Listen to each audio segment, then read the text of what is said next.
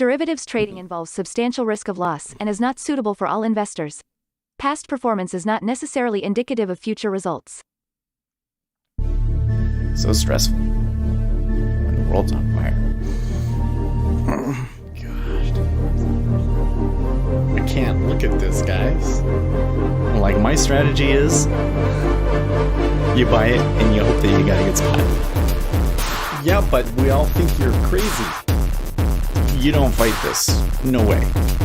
The markets are freaking out and you don't think that anything is wrong? Come back tomorrow and I'll lose it all. Should be fun. Good morning, everybody. Oh, it doesn't sound right. Oh, you know why? Because I turned my my monitoring down here a little bit. How are you doing? It is FOMC day. It's like Christmas, man. It's like Christmas morning. Almost. I mean, I guess it's more like Christmas Eve, but today, pretty big deal because of the FOMC. We also have existing home sales at 8 o'clock. So, should be an interesting day, and I'm super excited. Although I'm not planning on taking any big moves today. I really would have liked to have had like a ton of profit baked into this, into a long on rates, and maybe if we had taken something back when last Thursday, if we had faded that whole thing, then maybe we could be doing that. But it didn't work out that way, so we're probably going to be sitting on the sidelines here. Yes. You're doing the red jacket? Really? No, I don't get a kickback. I do not. I just was really interested in his training program and wanted to know more about it. And that's why we did the interview. He did not pay me. I do not get referrals for his website or anything of the sort. But I'm jealous. I would like to do that. I would like to do that red jacket course, but I just can't justify it right now. Anyway, let's go to the charts. So, we got here. ES looking pretty dire 2 days ago. Yesterday, pretty good recovery, although it faded. And overnight, a little bit back up. So, the Evergrande thing, it was last night, there was a big move up when they were saying that they were going to make the bond payments after all. But then we got news that it was maybe only Chinese bonds that were going to get paid, and all of the foreign buyers might get hosed, which was like the majority of the outstanding issues. So we'll see what happens tomorrow, I suppose. But you can see Treasuries kind of getting thrashed down off of that. So not really telling us a whole lot about what might happen for the FOMC. Oil doing pretty good though. That looks really good. Oil, natural gas still just sitting down there, which I guess is good. And gold and silver had a pretty good recovery yesterday, I would say. Pretty good. Copper really, really good. Copper looking really, really good. And then Bitcoin just got decimated yesterday. And another new low later in the evening. I don't know. It seems like it's all news based and everything though. So we'll see.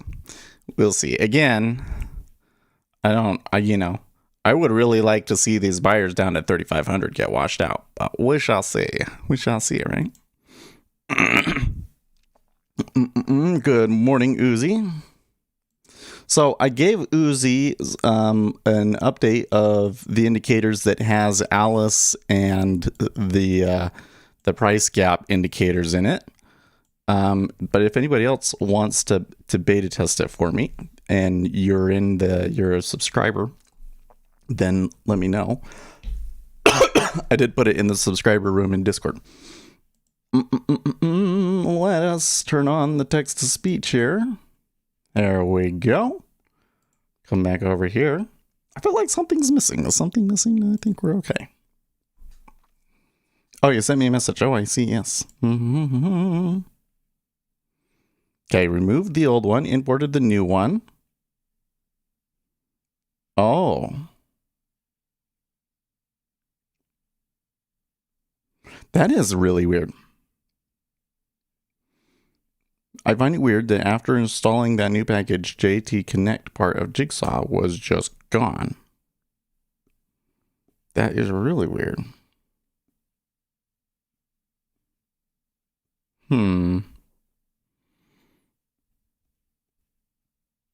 That is really hyper weird. And especially if that was the only thing that you did. But you might have, like, maybe accidentally selected the wrong thing or something. I don't know. Because what do you have to do? I think you have to come in and remove Ninja Script Assembly, right? Like, let me see here. Yeah.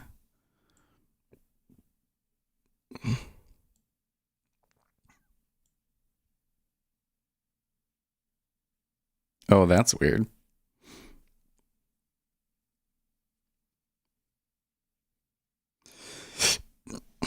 You came in here and just removed reconstructed tape, I assume? I don't know. I don't know what to make of that. Maybe you should try it again. This is what we should do. Is you should remove the old version and then install it and see if it does that again. And if it doesn't do it again, then it was a fluke. And if it does do it again, then what?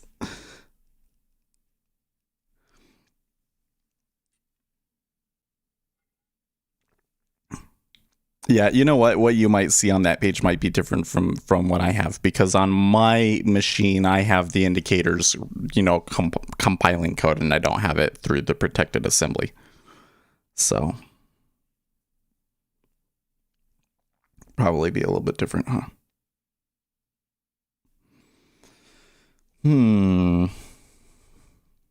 But once you did that, they work okay, right? Nothing looks weird. Do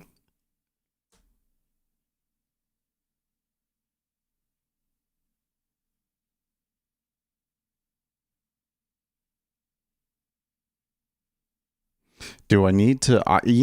I think that you could probably get away with not removing anything, but I don't know.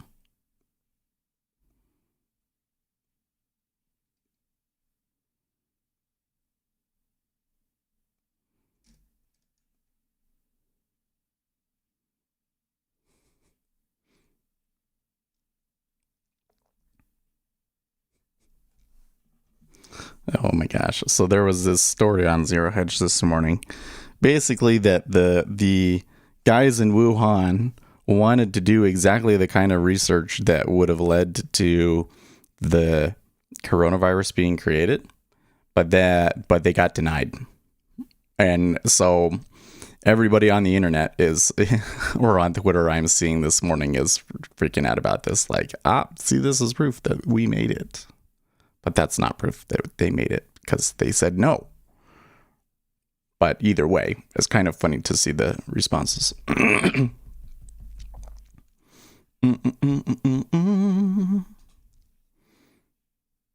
Well, I find the behavior of the treasuries past day or two to be interesting, because it really, like, there was that really big move down on what was it? The 16th and 17th? So like last Thursday and Friday? Or no, was it Friday and then Monday? No, today, Wednesday, Tuesday, Monday, Friday, Thursday. Yeah, Wednesday. Anyways, just, but then since then, it's just kind of gone nowhere. So I'm wondering, it seems like that the speculators aren't really all that interested in trading off of the Fed taper. I wonder if today, when we get the news that the treasuries are going to be really volatile.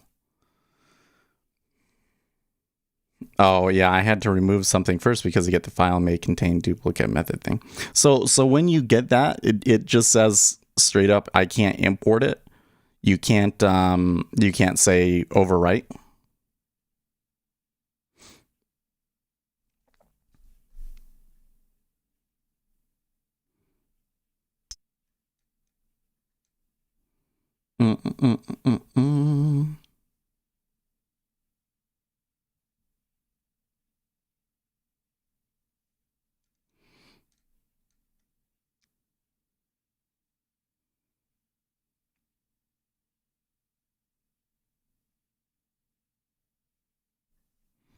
Reading through Twitter here, and I see Brannigan Barrett is thinking that now that they've closed below 4,300, he thinks it'll go to 30,000. Oh, I see. It asked me if I want to overwrite the market depth table, and I can say yes, but then it craps out with the above message. Gotcha. So the assemblies, the weird thing is that maybe I should separate them. So I have like the when you compile it together, you can't select those add-ons like that. So what I do is I go in and I create a new zip file and add it in myself. And so maybe that's why it does that. So maybe I should just have two downloads, one for the market depth table. I don't know. Oh, he says, hang on, it's working now.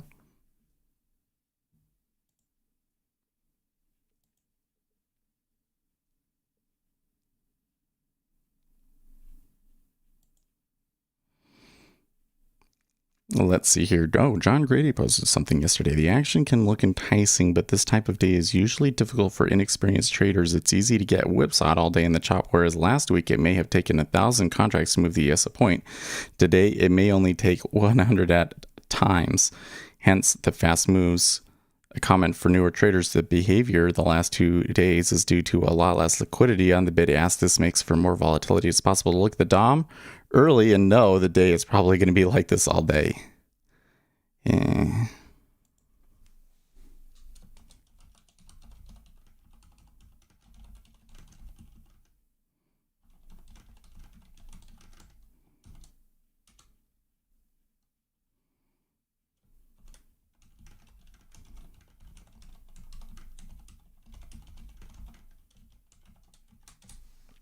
No, this guy in Discord wants to hold this through. He wants to hold long through FOMC. Okay. I had to remove both the market depth tape assembly and the old speculator. No, it's SPS. Don't do S. It's SPS assembly and import fresh. Okay.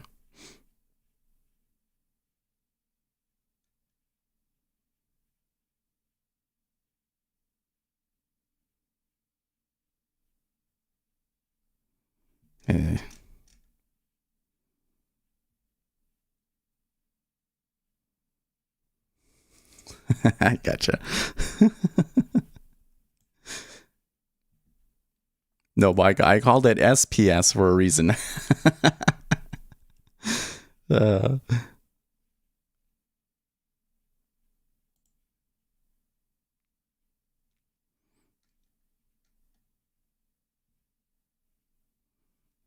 Fed urged to fire officials over pandemic profiteering.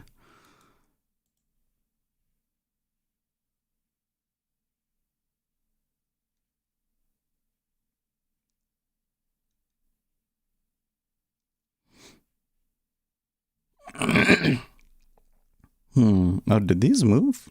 Yeah, I guess they did. Let's reset that.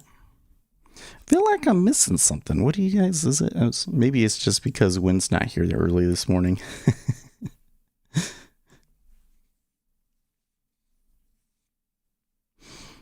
Clients of UBS are wondering whether central bank's massive stimulus could trigger hyperinflation according to a list of their top economic concerns. Well, you're going to see inflation in some places. Alligator says, not sure there's a relationship, but it seems to me this FOMC is foggier than usual. Yeah.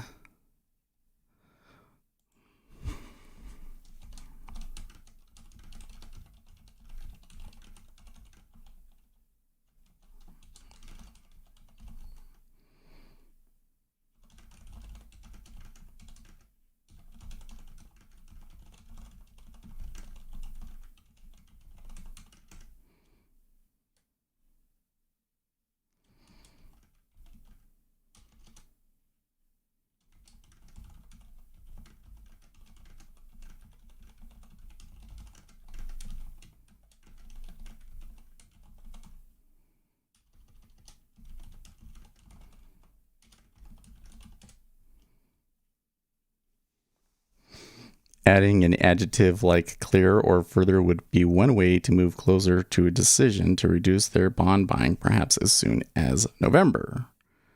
Oh, wait, when is here? We should turn on the robots. I forgot about that. We should turn Jay on.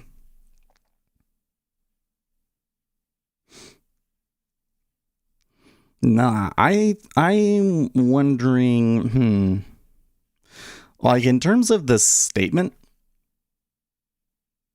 I don't know if there's going to be actually anything in the statement. I suspect that there's not going to be anything in this statement, but that Powell will say something in the press conference is my guess. But I could be wrong about that. I could be very, very wrong. I don't know. I'm not quite sure what to think because of the more recent volatility, you know? Seems like that for the moment the treasuries are moving up, which kind of suggests they don't think that they're going to do it or something. But everybody would vote for that. I think that we should just say, will treasuries up? Let's say ZN up, ZN after FOMC, ZN after FOMC up.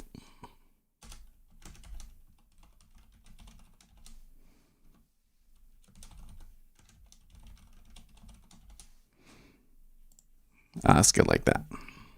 Up or down. Higher rates or lower rates after FOMC.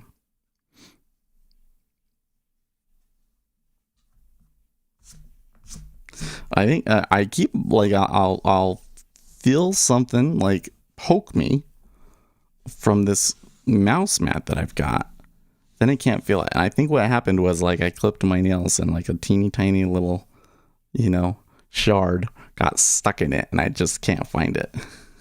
Like I tried taking a vacuum to it and everything. That actually made it better, but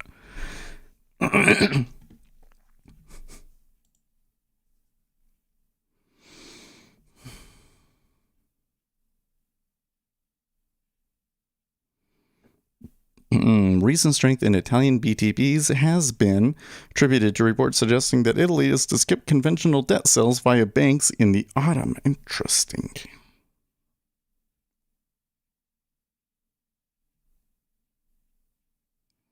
Wow, Lieutenant Governor Mac Miller of Nevada assaulted by security thugs and thrown out of Clark County Commissioners meeting.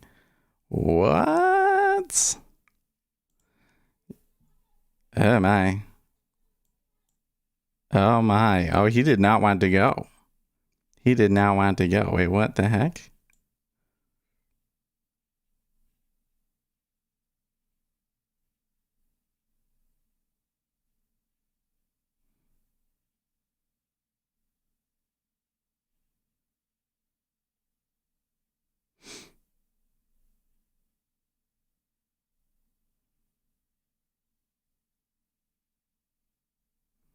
That is a really weird video.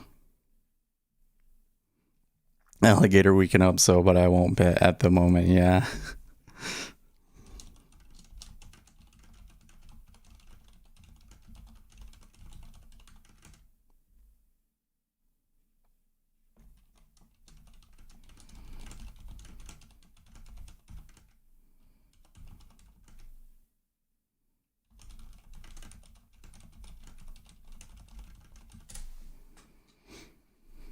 What are your SPY thoughts? Been trading in a nice triangle last couple of days, coming to an end soon though? It's so here's the thing, is that the action the past week or so, well, okay, so there was that down moving off of the highs, right? There was just kind of like consistent selling every day. That didn't appear to have any clear driver, but I think it was probably largely having to do with the seasonality and the liquidity and a bunch of factors just kind of all coming in, because it's kind of like a quiet, orderly exit, which are the ones that kind of scare me, right? But then when like particularly on Monday, I think it was, we had like the Evergrande move. So when I look at that one, like that's something that like can turn into a real, crazy down move like that can turn into a financial crisis. But at the moment, I don't think is at a financial crisis and is more likely to just blow over, right? Like we've had this, you think that Evergrande blowing up is a big deal. Think about when it was like a country was going to default, right? Like the Euro crisis. That was a big deal. And that one blew over. So, when I see all of the movement being just because of Evergrande, I'm thinking, well, it might bounce back hard, right? However, I still think there's some other bigger problems, like I'm not so sure that earnings are going to be very good. I'm not so sure that earnings are going to be very good. So, we'll see. We'll see what happens, but at the moment, I don't know. I think I would, if I was going to be forced to make a bet, I think I would rather be long the S&P 500, but only in as much as there's going to be an Evergrande bounce. Give me some insight into the pulled prices settings. So the reason that there's settings in there is because it's going to be a little bit different for ZN, right? Like, if a ZN absolutely skipped a price, that would be like, oh my gosh, wow, right? But it's totally possible that they might only trade 500 contracts and move up, right? So that's why there's a size setting in there. And then the minimum gap is there because, like, if you're trading NQ, they might skip one or two prices, but so a bigger gap might have to be like 4 or 5. But if you're doing ES, you should be fine to just use the default settings, which is where I've been using it. Oh, and I have to give you the sounds if you want the sounds, huh? Let me upload the sounds. Bum, bum, bum, bum, bum, bum, bum.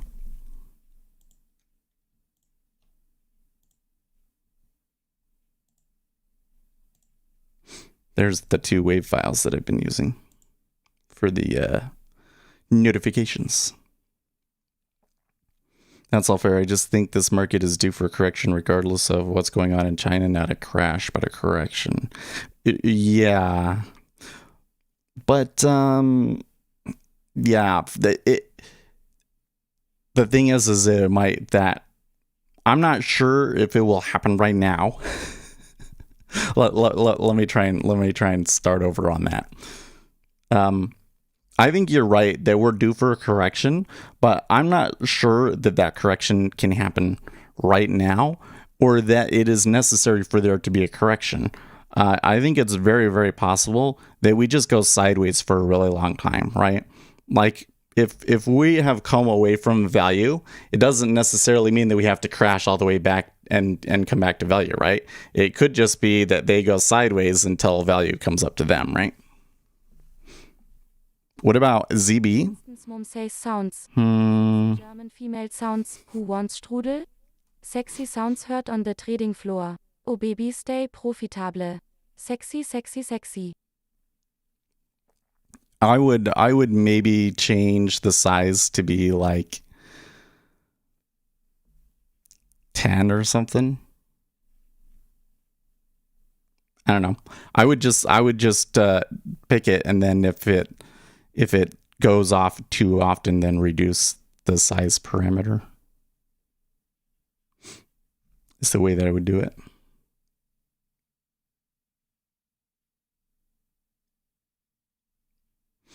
Basically, it's the difference between it moves through a price on only one contract, or they just don't trade it at all, right? 0 would be they just don't trade it at all.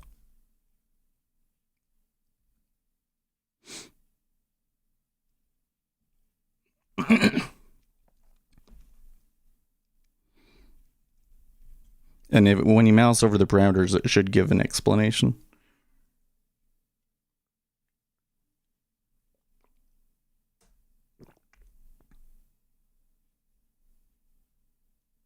Now that's very interesting. Jay took a trade there, and he's already out of it.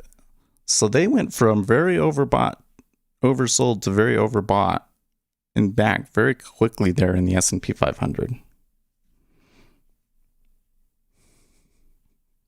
Next time I will try dad jokes. How did you get access to the database?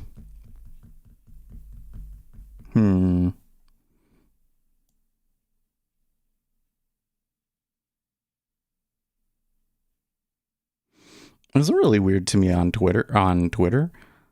People will pull up Twitter threads from a really long time ago. And yeah. Ooh, FX Street has an article here about the forecasts from 15 major banks.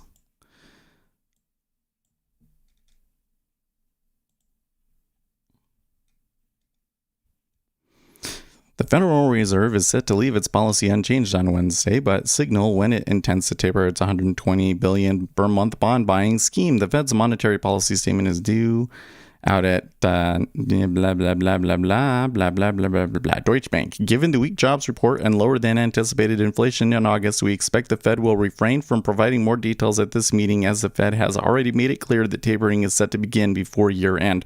We believe the tapering pace is more important than the timing. We continue to expect that tapering will be concluded mid-2022. We expect the Fed to raise the dots by signaling the first rate hike in 2022. Up from 2023. Currently, we still expect the first rate hike in the second half of 2022 in either September or December. Noreda, I'm not familiar with them. We are not certain that the Fed will dare to present a firm tapering plan, but will remain firm that they will have to take further steps towards becoming concrete, and how and when already next week. On Wednesday, they will likely launch a light data-dependent guidance on the actual tapering implementation plan. The FOMC could decide to communicate that a 3-month moving average at acceptable levels in the monthly non-farms payroll report would trigger a tapering implementation in November or December. An average of 6 to 8K a month is likely enough to prompt an implementation already later this year, as it will leave the Fed on track to fulfill the employment mandate already during the first half of 2022. Westpac. Well, the August non-farm payroll miss saw Westpac push back the timing of the taper announcement from September to December to allow momentum and risks to be further assessed. We continue to expect the process to run from January to June of 2022. Thereafter, U.S. activity and employment growth should remain robust, warranting a shift in the narrative around the policy to rate hikes. Both stages of the policy outlook should be on display at the September meeting, with robust growth expectations to be confirmed and inflation seen at target, while the narrative will cover the risks, opportunities for the economy should be the focus. ING, COVID caution and jobs data miss mean the Federal Reserve will leave policy on hold, but with inflation staying elevated and the growth outlook remaining good, we expect a more explicit acknowledgement that QE tapering will start this year. A shift to a 2022 median rate hike is far from certain, and if the FOMC meeting can pass without much fanfare, a neutral dollar environment and a neutral Euro-USD environment amidst low volatility can see continued demand for those currencies backed by hawkish central banks. RBC, the US FOMC may provide hints on what blah blah. That one's dumb. Fed is expected to keep its foot firmly on the accelerator with no increase expected in the Fed funds target rate until next year. TDS officials will likely signal that they're almost ready to taper. We expect a formal announcement in December, not November, but we will review our forecast after the meeting. Well, the meeting 22-23 dot plot projections will likely be unchanged. The math makes any changes much more likely to be up than down. The 2024 dot plot will likely show further gradual tightening. Median inflation growth projections for 2021 will have to be raised/cut. While we think the FX reaction should be contained, the balance of risks leans towards a more hawkish outcome, especially given the low bar to shift the median dot plot higher. From a risk-reward perspective, that favors some modest USD upside. There are, a bunch of banks on this list that I am, not familiar with. We expect the statement to adopt Chair Powell's language that a reduction in the pace of asset purchases is appropriate this year as long as the economy remains on track. Although we see Powell maintaining optionality about the exact timing of that announcement, our view is that the effective message will be that the absence of any material downside surprises the bar to pushing the announcement beyond November is relatively high.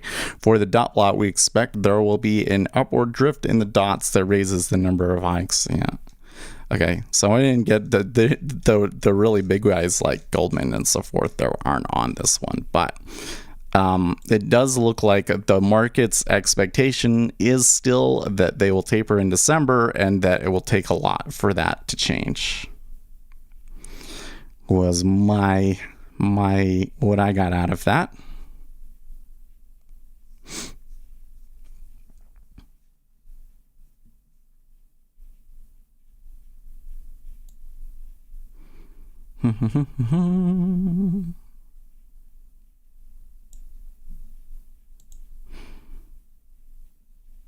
Let's see here. What time is it? It's almost on top of the hour. Oh, look, Jay took another look. That's interesting.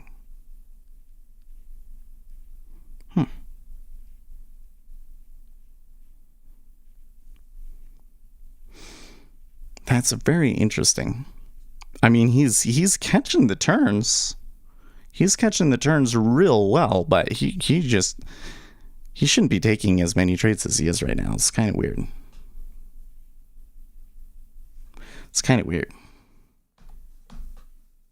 Put my phone over there. I feel like it's gonna fall out of my pocket.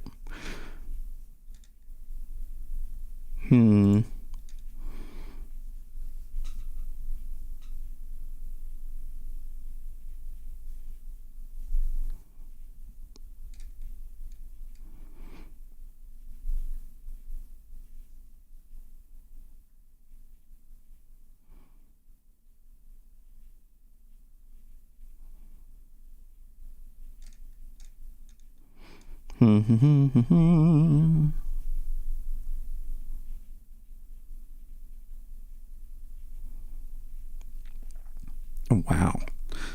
Well, we are sure Fed officials hoped this would satisfy the ignorant masses. It has not. And as the Wall Street Journal reports, two advocacy groups and a former Fed advisor have said that the Fed should fire at least one and perhaps both of the Fed officials over their quote-unquote pandemic profiteering trading conduct. That's talking about members of the FOMC board trading, essentially. Better Markets, a group that pushes for tighter financial regulation, the left-leaning Center for Popular Democracy's Fed Up campaign, and Andrew Levin, a former top Federal Reserve staff member and now professor at Dartmouth College, are calling for the Fed to take action against Messrs. Kaplan and Rosengren. I think that firing them would just cause more volatility and uncertainty and would be a bad idea. But we should change the policy, yes. It's time for the Fed to do what leaders are supposed to do, lead by example. Better Markets President and Chief Executive Officer Dennis Culler wrote in a letter sent to Fed Chairman Powell Tuesday. Both should resign or be fired for having lost the confidence and trust of the American people, and one would think the chairman of the U.S. Central Bank. As the Fed is about to shift policy regimes into a taper of its unprecedented free money gasm machines, Keller added, Kelleher, man, I don't know how to say his name. It's like Kelly Her. This is no time for the American people to lose confidence and trust in the Fed, which must be above reproach, not set the lowest bar for ethical and legal conduct. That I agree with. I'm actually was quite surprised to find out that they were allowed to make the kind of trades that they could. Because when I worked for a bank, it was so strict. It was so strict what you could do. There is one man supportive of Kaplan, his predecessor at the Dallas Fed, Rich Fisher, who shrugged off the multi-million-dollar trades as nothing, noting, in fact, that Kaplan was talking against his own book.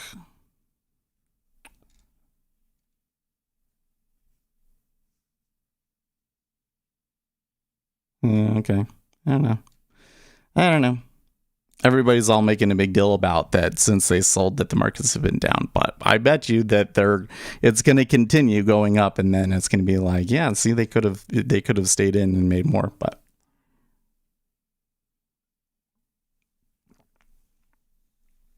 block buy. That's interesting. So did you see that one? Somebody came in and sold it at 05, and it looked like a possible downtick from currencies. I see that the Japanese yen is moving down, but then somebody came in and bought everything that was there. So that's really interesting to me.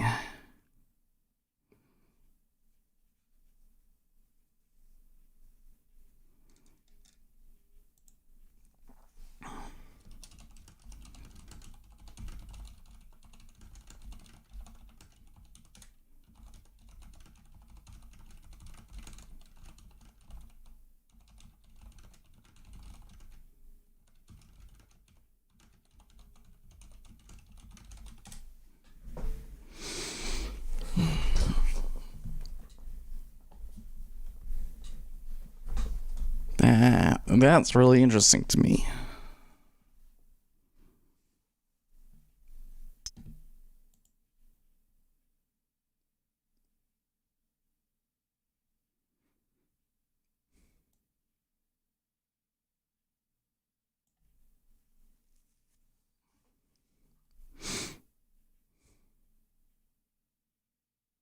Oh, you know what? I know what it is that I need to check. Last night on TikTok. Oh, there's Ace. How are you doing? Last night on TikTok, there's this very popular creator named Carolyn Dunn, and she made a really funny video, and I asked her to include one part of the video just as its own thing so that she could turn it into a sound, and she did it for me. So I need to come in here and check and see. Yeah, okay. Let's see here. Did anybody use it yet? At least one person has used it. Okay, so Ace went short. That's interesting. It seems yeah,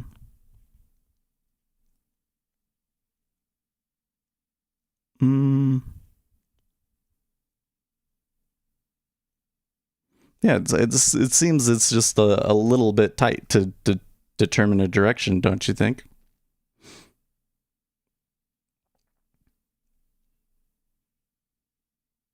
I have to see. J is long right now, so but it would not take him very much at all for him to try and flip again. Going for the early morning point. I tell you, it's being awfully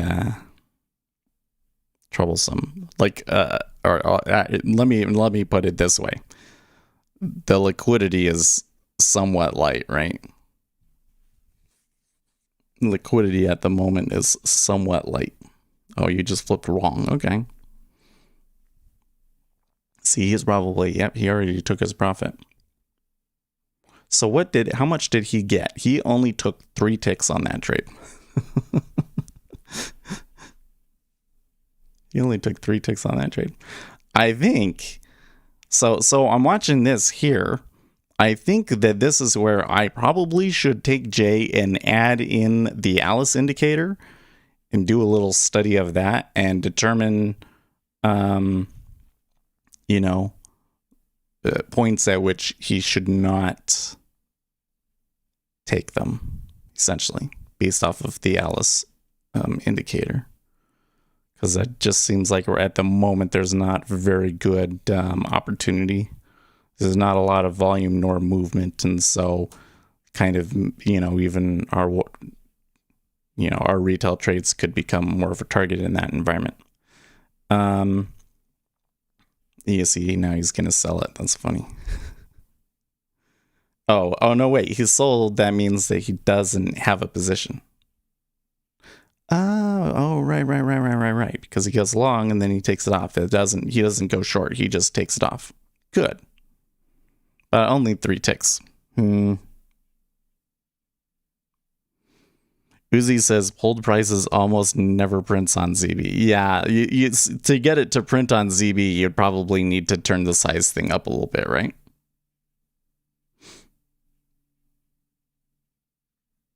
I honestly I never really tested it on ZB. I only used it in the E-minis. Actually, I suppose it could theoretically be more useful in the treasuries, but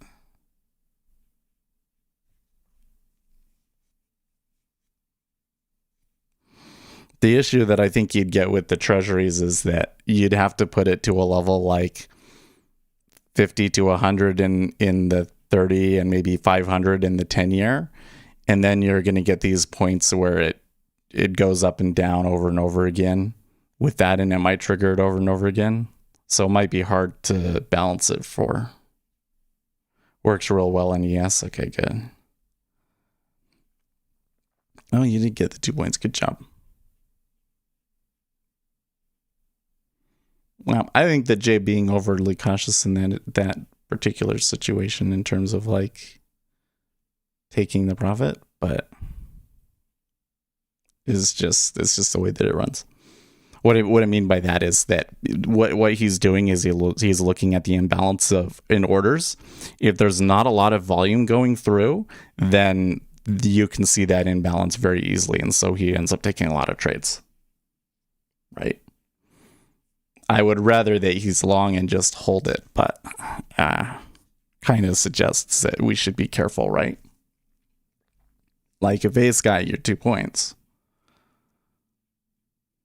maybe if this one ends, probably you want to hold it, right? It could be a good runner, but if it doesn't, then it might be worth sitting on our hands for a little bit.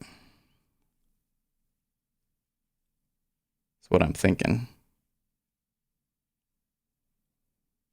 Tried 50, 74, 100, 250, 500, 1000, and 2000, and in 5 days of tick replay data, it rents like 3 times.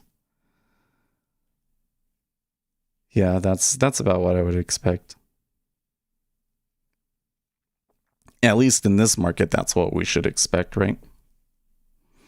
It should be a relatively rare event for sure.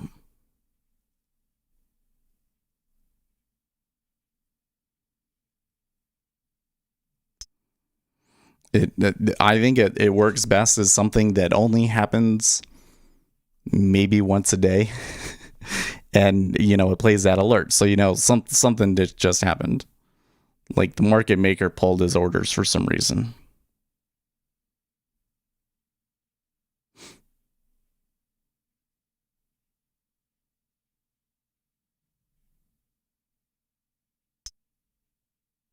I'm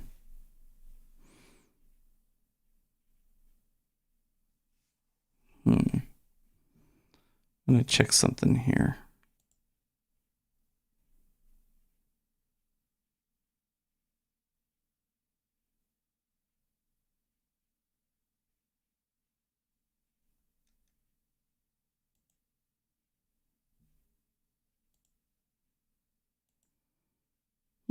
Okay.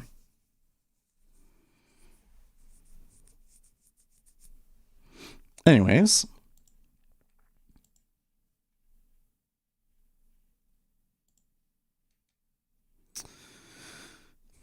This morning just looks like it's just going to be a really slow morning, yeah?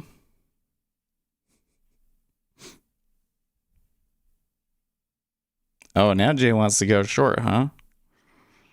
Now he wants to go short. I think he's going to get creamed on this. Let's see. I don't know. Like the trend looks very much up to me, but we'll see.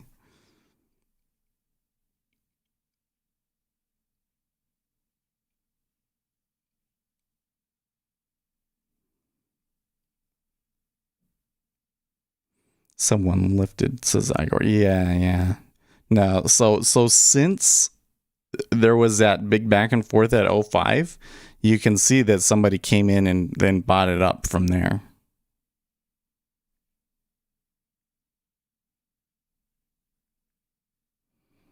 Long 5s from 14. Interesting. What do you think would happen today? Pump or dump? I don't know. That at the moment, we're kind of not really expecting it to do a whole lot of anything. At least not until the FOMC.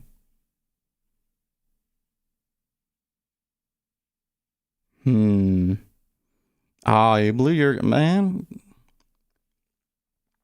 So, how do you think that happened? You trading too much size? I don't know. Something that I find is that if you're trading E-minis in particular, it's not hard to lose like 500 in a day, even with micro contracts, you know.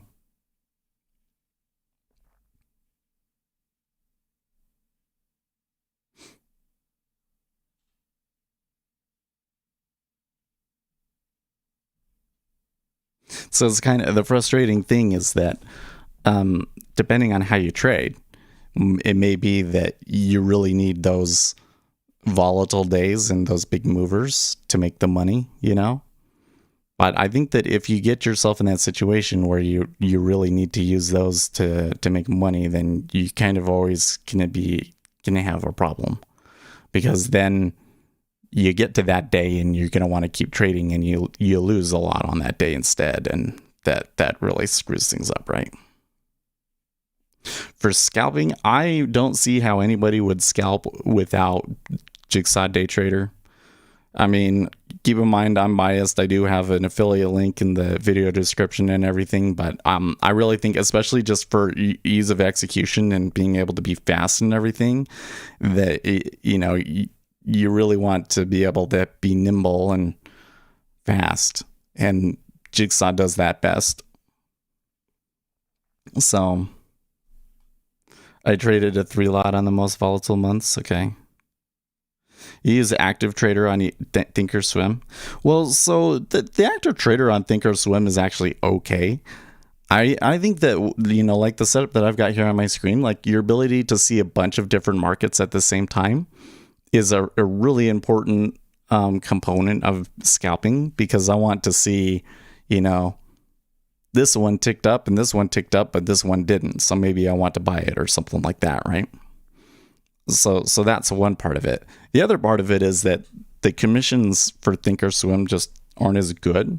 And if you're scalping, if you're taking like a dozen trades a day or something like that, then those commissions over on Thinkorswim are going to really hurt you.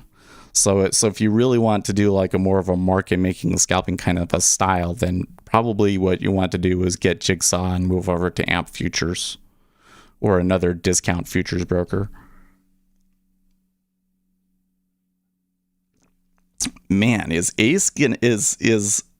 Jay gonna catch it on the other side now too? He's getting very lucky.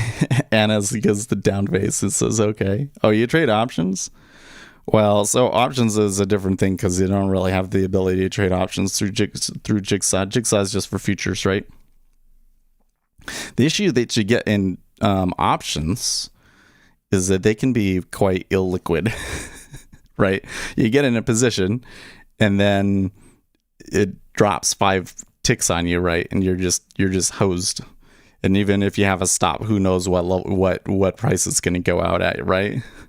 I had a guy on Reddit the other, like a few weeks ago, was arguing with me because he was very, very confident in his abilities, let's say. and doing options, and I'm like, yeah, but that's like not realistic. He was trading, a lot of it was sim. Like, that's not realistic. You're gonna catch the slippage.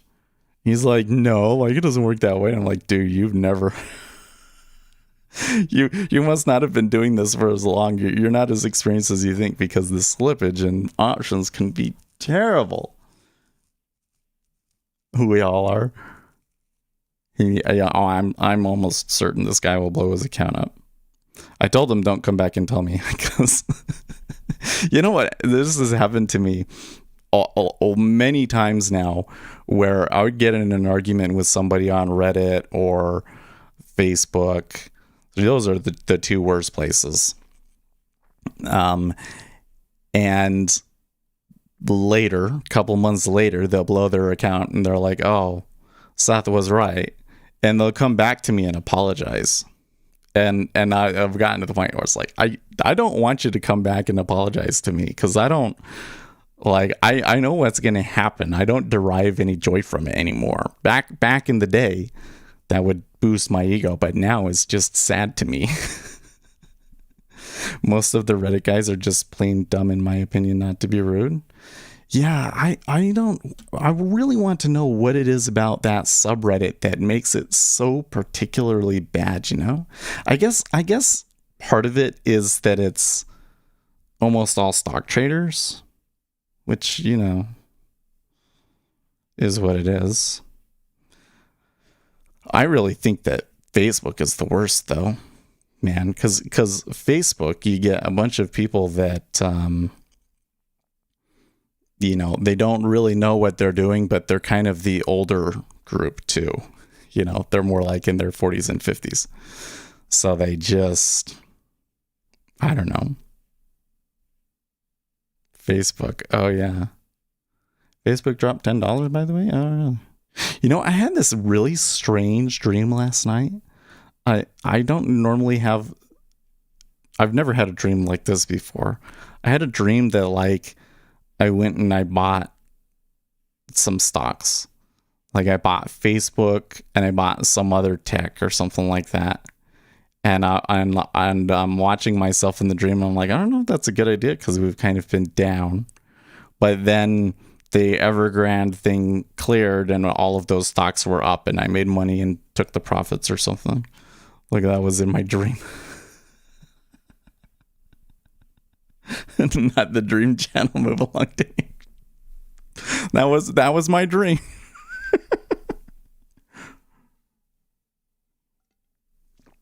Okay, I am really surprised here that Jay has taken 3 trades. He has taken 3 trades, and he has made, no, has it 3? 1, 2, 3. Yeah, he's taken 3 trades here. They've all made money. 3 in a row. Teeny tiny ones, but they've all made money. It's a good signal, I think.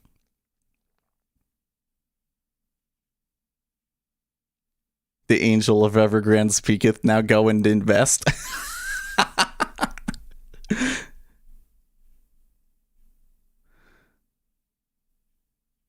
I had a dream I made $200K off longing the VIX, and in that dream I was like, do I close it yet or wait? And I decided to close it and take the $200K. And I was like, did I make the right decision? At first it was the Evergiven, and now it's the Evergrande. Oh, that's right. For some reason, whenever I say it, I'm unsure as whether it's Evergrande or Evergreen, but I know that it's Evergrande. So I'm watching this treasury here. If they come back to 05, that's going to be interesting. It looks like there are some big fish in here bought it. The EverQuest reboot sucks. Dude, I remember when I was younger, you know, I was like 19, and I worked at this like a cyber cafe in Salt Lake. It's not around anymore. It's actually really sad, because they were doing really well, and they had basically gotten themselves into a good position where they were making money and everything from it. But then it came time to upgrade all of their hardware, and that was too much. So because of the hardware upgrades, it ended up being not a very good business, but they did okay, I guess. And back then, like, EverQuest was like an old game. EverQuest 2 was like an old game at that point. But there was some people that would come in and play it all day, man. All day. They played EverQuest. And then there was this other guy that would play Counter-Strike 1.6. And he really didn't like when they changed, when they added the shield. They added the shield in 1.7 or whatever.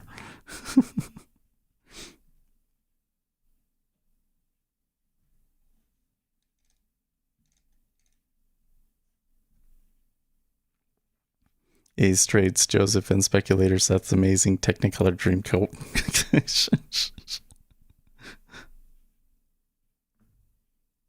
Yes, Donny Osmond is a local celebrity. Yep, and they have a big, every 4th of July, they have a big, what do you call it? They have a big concert with fireworks called Stadium of Fire. It's pretty good branding on that, I think. Yeah. Need to do better on our branding, folks.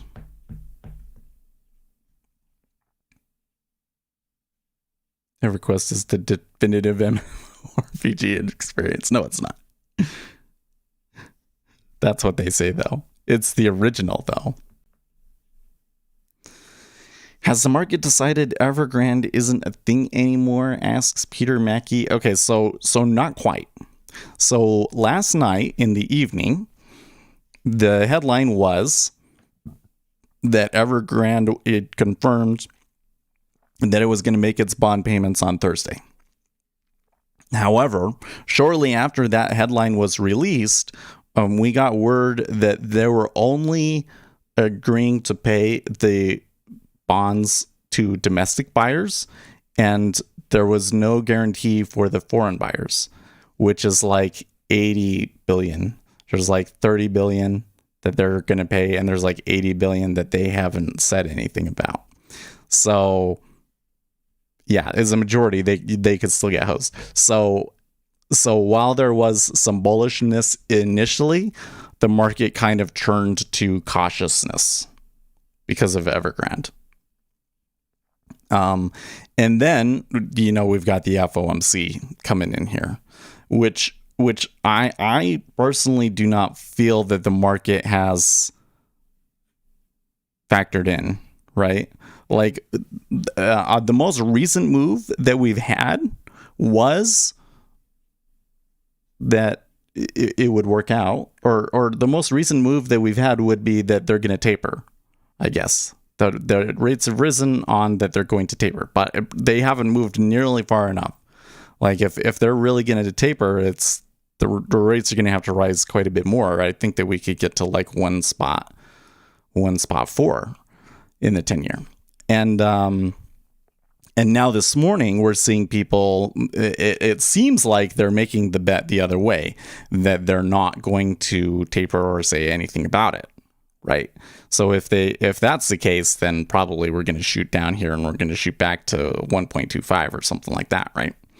So I don't think that the market has factored that one in very well, because there's been so much other movement over demand for treasuries and all this other nonsense, right? So market seems to be just kind of risk off, not really looking to do a whole lot of anything. You can see here, like Jay has been doing very well, by the way. He's been doing very, very well, but there's not a lot of volume. It's just kind of going back and forth. Should be short ES. Yeah, it's a little too short, a little too late on that one. Jay just flipped again. You'll see. Maybe this time he'll get one where he loses it all.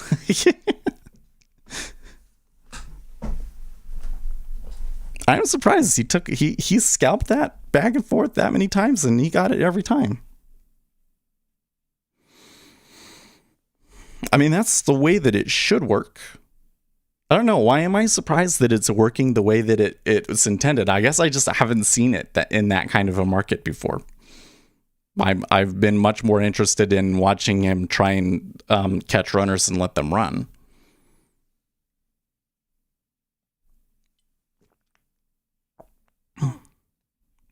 But that kind of suggests that there is something to it. Whether there's like a really good long-term edge remains to be seen, but I don't think that you get 3-4 trades in a row for no reason, right? Nice shirt. You like this shirt?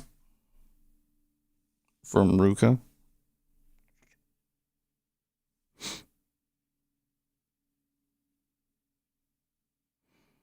My sister used to work at the one that committed suicide. She worked at what is the store called? Lucky Jeans, right? Yes, and we got shirts like that from there for cheap because it's expensive there, but it's cheap with the employee discount. You can even see like the stream today a little lighter today. It's just that it doesn't look like very many people are that interested in trading the market right now.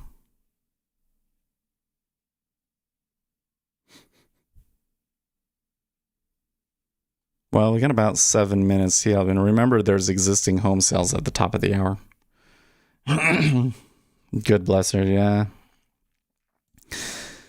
That's unfortunate. It did not have to happen. I'm mad because we were going to do stuff.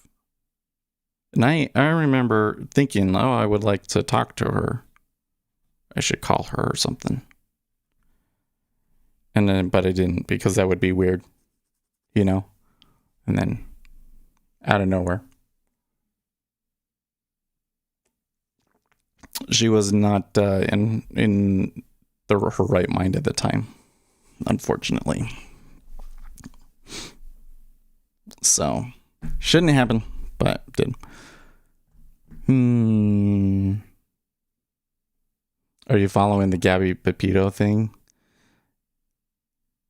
No. They already found the body one. Yeah, they already found the body.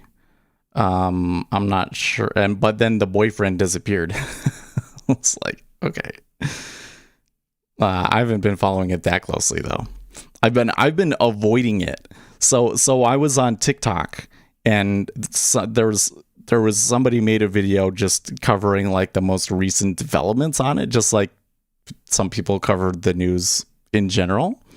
And there was like lots of engagement with it and everything. And I immediately looked at the number of likes and I was like, if I watch this all the way through, it's going to get me involved. Like it's become a search term and social media is like, it's become one of those little holes that you get sucked down. So I immediately swiped. I was like, no, I don't want to follow this particular story. But I have been hearing about it because, they happened in Utah. So, Jay went long, but I don't know. It's normal for him to get a little bit of an adverse excursion on that. There's a good little move up there in the ES.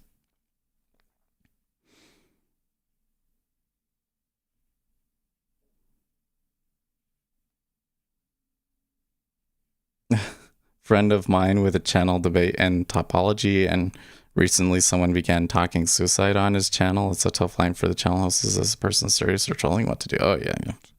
Well, I think that when people start doing that sort of stuff, they're not joking. But when in the FOMC, you mean like when is the FOMC? The FOMC. It's at 2:00 Eastern time. You should know that one. It's always the same time.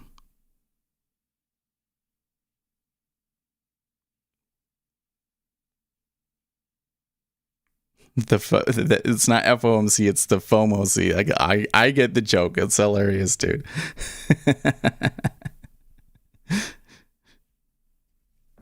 It's a good we could continue to use that. I mean that's like an evergreen joke right there. Every FOMC we can use that one now. You're getting close. Oh, you have a position on for that, a longer term position like that? So they got a little bit of good excursion long, and then it kind of turned back down in the ES. It's probably just noise though. This most recent turn down though did look quite a bit more bearish, didn't it?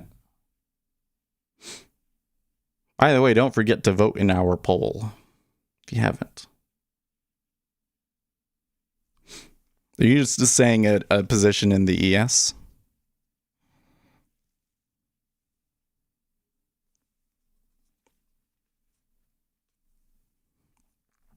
I really wanted to have a swing position in the Treasury, long rates, but it doesn't make sense anymore. F to the O to the M to the C.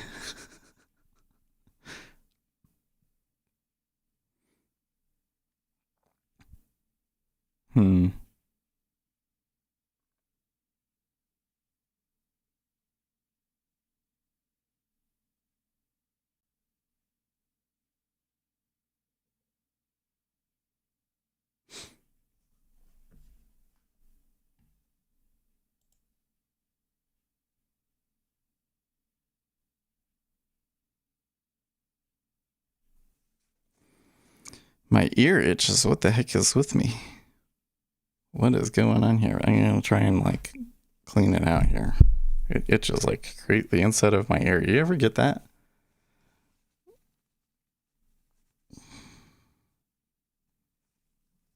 There's nothing in there. I don't know. It just itches. It feels weird.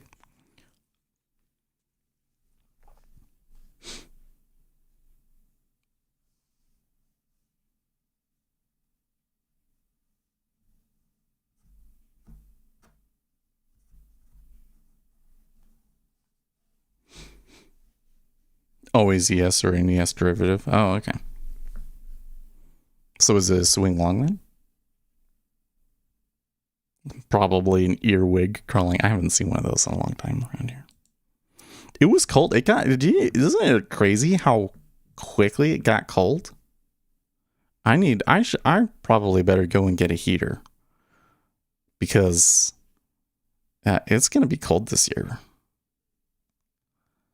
Right now, though, it's just perfect. Right now, it's just perfect for working out.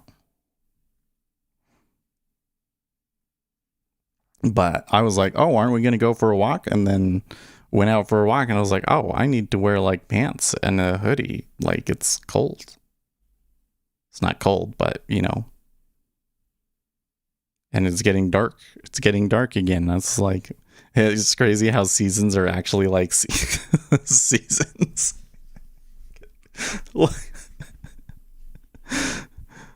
The hot summer was really difficult for us in Utah, okay?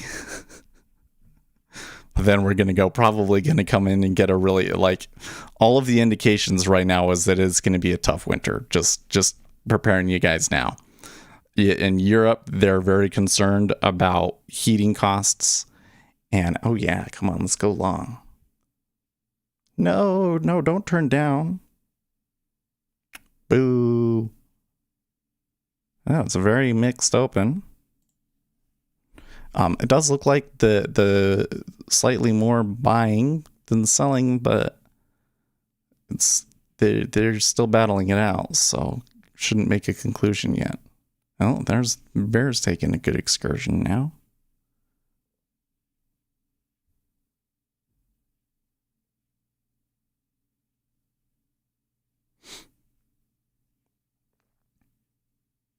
In Ireland, heating is free? Wait, what? Really?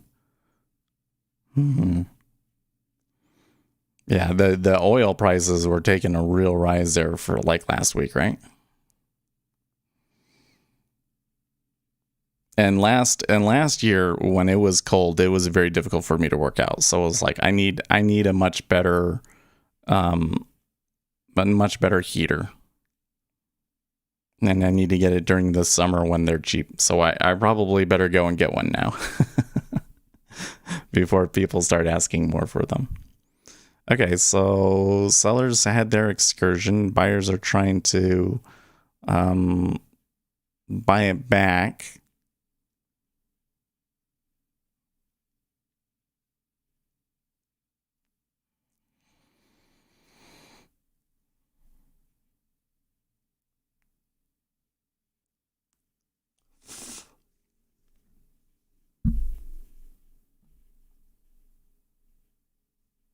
The peat bog is free. Just dig it, dry it, and burn it.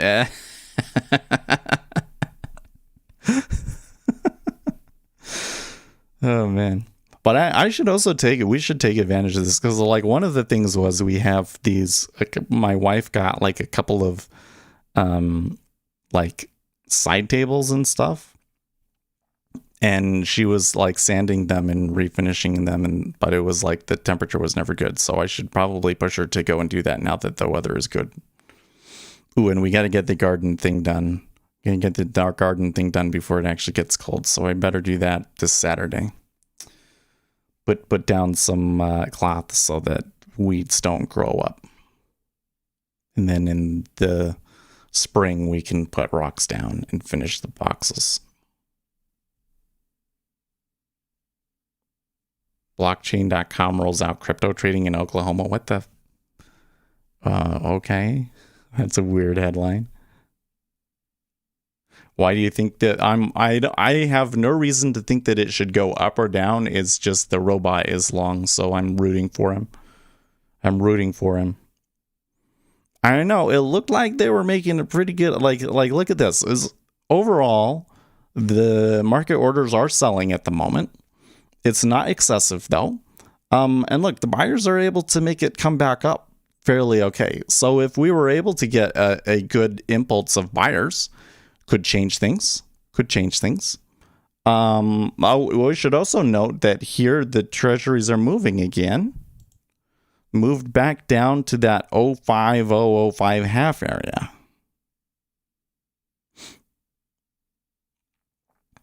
So I suspect what happened was a large buyer came in and bought it up a little bit, and then they finally reverted back to the, where this correlations suggest they should be. Evergrande Surprise Coupon Clan. What's that? Oh, you know what? I don't have Financial Juice running here. I should turn that on. I hate balanced opens. That's when I don't trade. Yeah. I mean, the best open is the one where it comes out and immediately on the open there's a ton of buying, and then you can just, it's like, okay, I'm just gonna go long and hold it all day, right? Those are the best ones. I wouldn't call it balanced though. It is down. It is to the downside. It's just is only about 2,000 contracts down. So I don't know if we can really make too many conclusions from that. They do look fairly persistent though, right? Fairly persistent so far. I don't know.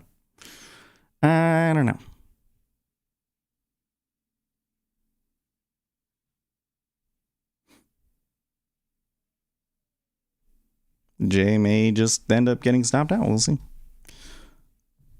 I mean, he took the long, in a good spot, but it all changes on the open. So on the open, probably he should just get out.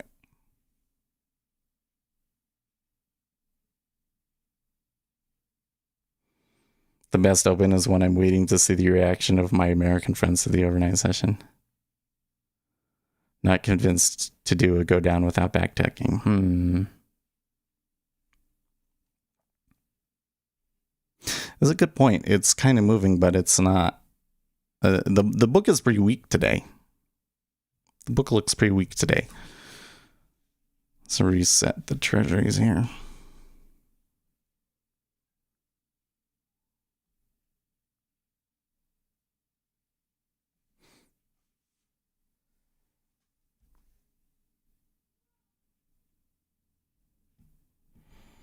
Okay, so there was a significant change there. Still fighting though. Did you hear all the clicks on that last move?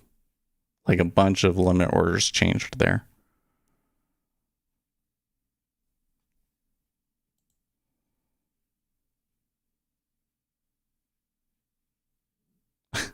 Dave Portnoy tweets, "Stop saying I look like Mark Zuckerberg. He would trade his fortune to look like me."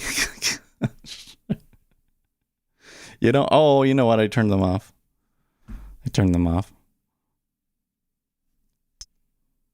There you go. Now you should hear him.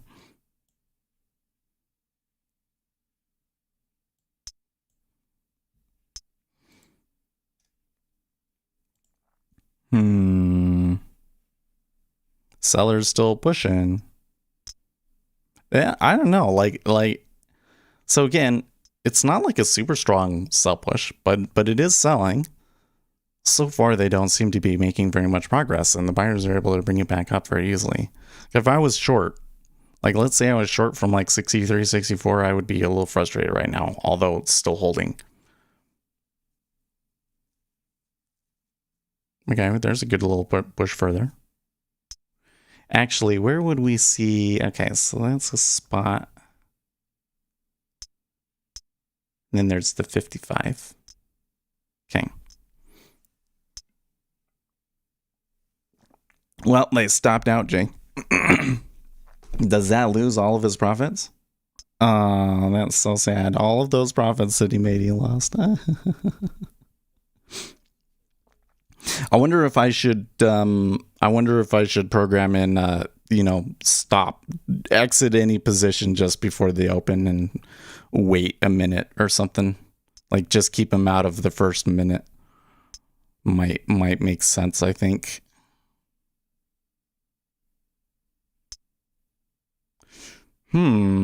Okay, what is this? I'm just refreshing Zero Hedge. MIT study confirms Tesla autopilot is unsafe. Oh boy. Okay, now Nomura fears hawkish surprise in dot plot as vol expansion window closes. Is history going to repeat itself today? The last time the U.S. equity market hiccuped was following the FOMC meeting in September of 2020. As Bloomberg notes, the environment looks similar in several ways to today's. In September of 2020, the Fed noted the limits of its monetary policy in dealing with the economic shock caused by the pandemic. Now the Fed is hamstrung by high inflation and will likely have to start pulling back on accommodation. Back then, House Speaker Nancy Pelosi was pushing out a stop-gun funding plan without Republican support in an effort to avoid government shutdown, and now she is brokering a truce within her own party to push through a multi-billion-dollar spending bill while averting a government shutdown and a treasury default. Concerns over the COVID-19 virus heading into autumn were also a worry, then as they are now. The headline from September 18, 2020 was Wall Street's return to office push finds virus won't cooperate and could easily be swapped into stories over the past month. Onto stories over the past month. Could easily be swapped onto stories over the past month. Okay. And while the market is rebounding on Evergrande headlines, which if one scratches below the surface of the headline alone do not offer much hope for the majority of bondholders, especially dollar bondholders, the usual pre-FOMC drift, Nomura's economic team is far less sanguine and sees a number of hawkish risks across the statement, updated forecasts, and press conference. While we do not expect a formal tapering announcement this meeting, the committee is likely to finalize a tapering plan ahead of the November announcement. Chairman Powell may provide an update on tapering parameters that have gained a consensus, potentially including the size and frequency of adjustments. Data have softened and the pandemic outlook has become uncertain, but if anything, the FOMC appears to be increasingly concerned that the primary impact of subsequent COVID disruptions will be prolonged upward pressure on inflation as opposed to depressed demand.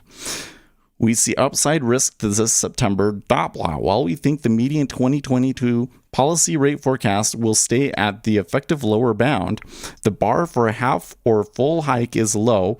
We think 2023 will continue to show 2 rate hikes, while 2024, a new addition in September, will show an additional 2 hikes. Concerns over inflation could result in more than 4 forecasted cumulative hikes by the end of 2024. The FOMC's updated economic projections are likely to show flatter growth path. He's trying lying again. We'll see. With downward revisions to 2021, but stronger numbers in 2022 to 23, along with notably higher near-term inflation forecasts as supply chain disruptions prove more persistent than the committee expected just a few months ago. Wow, Treasury's selling hard there. The post-meeting FOMC statement will likely include new language to signal an imminent tapering announcement, and we believe the committee may nuance the language describing inflation as rising, largely reflecting transitory factors. Tying this FOMC today back into the recent U.S. equity spasm, Nomura's Charlie McElliott points out that it is becoming clear to me that the window for volatility expansion will soon be closing again thanks to clearing of options expiration and Fed meeting event risks, which will only further drive resumption of the reflexive volatility gamma selling as well as hedge monetization flows that will then see a spot rally. Okay. Unless we can again realize larger daily changes on index level again in order to justify a UX1 at 23 to 24, which would be prompted by a hawkish surprise.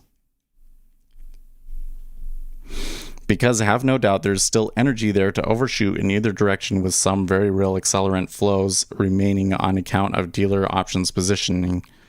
Currently we see SPY dealers short 9.2 billion of a gamma, while Delta remains negative at negative 1.139 billion. I'm not going to read all those numbers for you.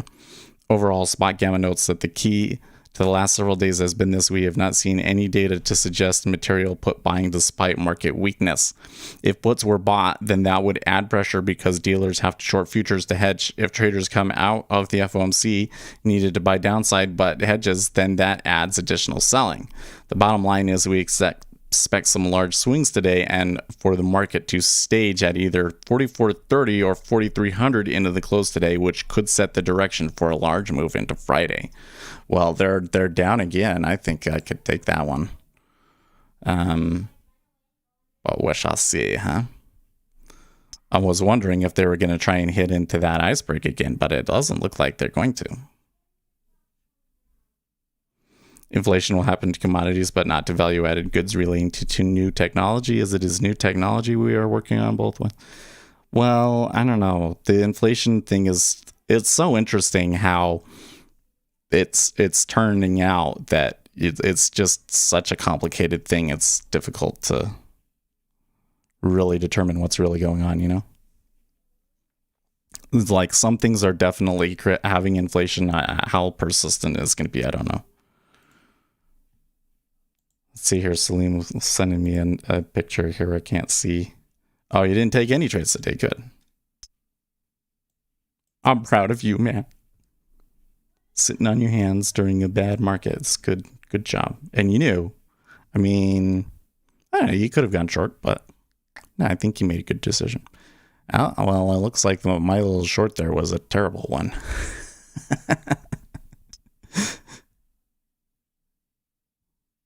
Yeah. If it comes back to break even, I'll get out of it. Otherwise, I'll take the loss.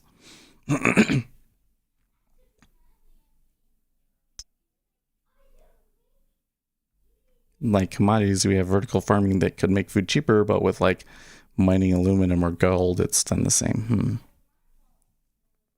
Well, I should note that we are seeing a little bit of rise in gold at the moment. So I don't know. I kind of wonder here. It's really interesting to me that the treasuries came back down to 05. I mean, that's kind of what I thought was going to happen. But now that it's happened, I'm like looking at this like super, super interested.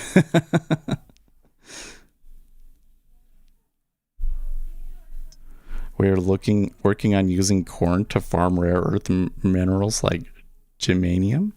Really? You know, I saw this thing the other day where they were talking about ethanol subsidies, and they were, you know, there was a study that showed that they actually used more oil trying to make corn ethanol than they saved. It was pretty funny. It's like the whole thing is just a disaster. And they haven't gotten rid of it, the subsidies yet either. At least to my knowledge, they haven't, right? Watched the whole documentary. It was about trace minerals in our bodies. Hey, look, that was a good trade. I'm really happy with that. But look, it ticked down on nothing. Ticked down on nothing. I'm really happy with that one, dude. I am really happy on that one. Because when I did it, I was like, oh, maybe this isn't going to work. But no, I had it right. But look, it's going. It's going.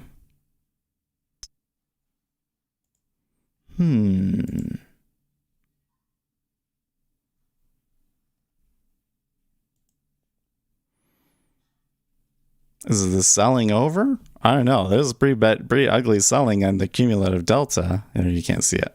Cumulative delta, pretty ugly selling looking, right? But then, like, the buyers have already almost completely erased it. That kind of suggests to me, though, a meta order short and post meta order recovery. And because of this, the place where they had it, it's, maybe people are going to go in long and it screams back up. But I would be careful about that because it could just be a pullback and then it goes lower. So we'll see.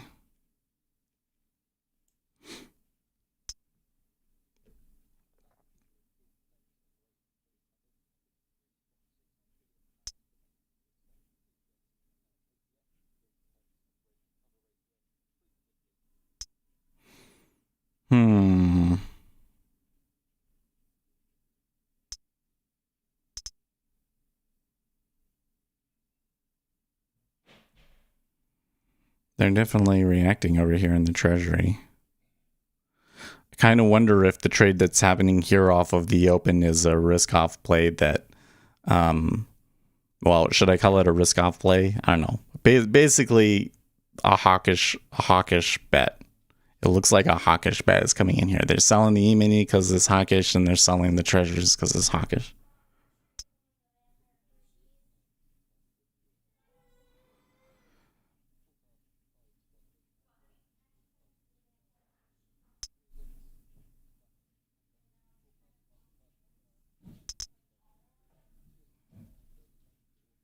What's this?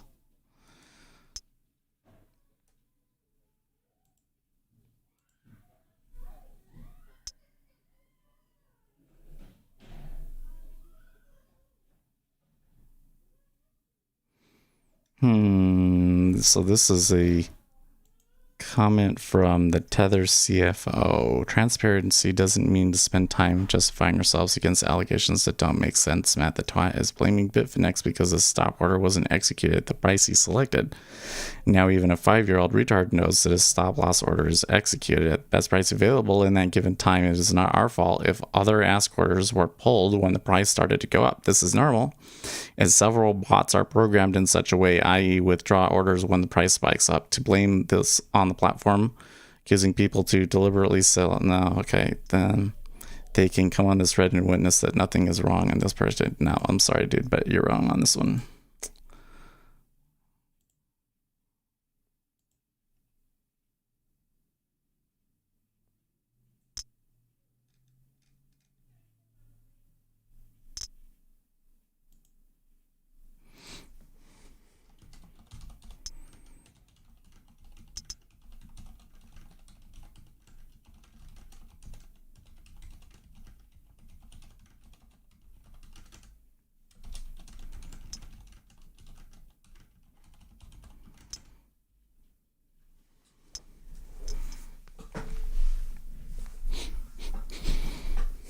Should I be trying to make a trade here in the treasury? I don't know. I kind of feel like I want to go long, but I said that I'm not going to do it.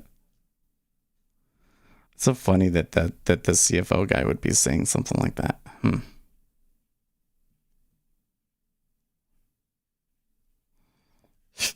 Yeah, pick a good spot because it's moved sideways and down, and sideways can easily turn into an up move. Yeah. I don't know. So it's kind of chilled out a little bit. We had about 7,000 contracts short, which is a decent amount short. Relatively decent. It's like once it gets to 10K, then it's like a lot, but 5 to 7, I think, is about average. See if they can get above that open, though. That would be a really big win for the buyers if they did.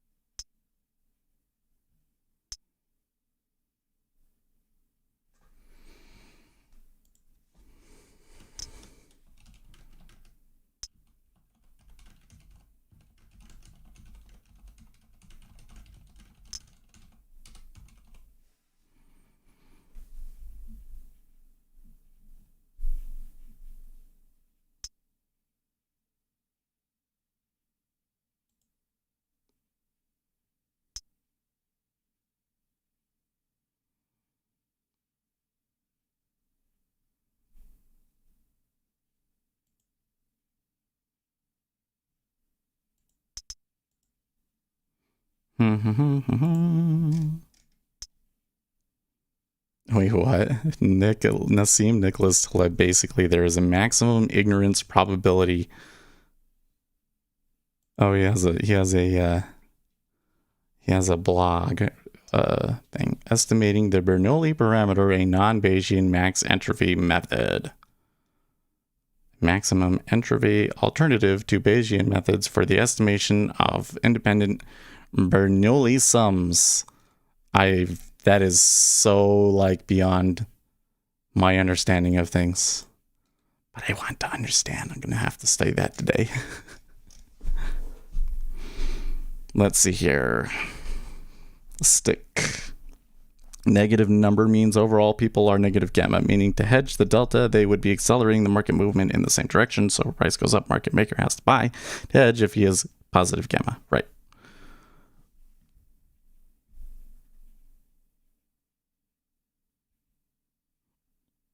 But probably some of that selling is that sort of hedging, but I don't know. It doesn't look like the price is necessarily going along with the market order behavior that we've seen. Treasury is still sitting there at 04.5, just offered on it. You can see that the 6J did move down to the bottom of its range. I'll reset things there so we can see.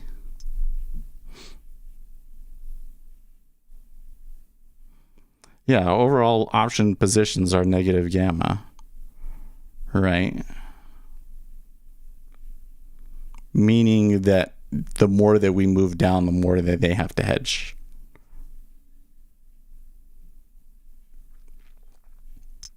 Jan B, welcome. How are you? Okay, well, the price made a pretty good recovery there, right? But it's just kind of sitting there doing nothing at 43.65.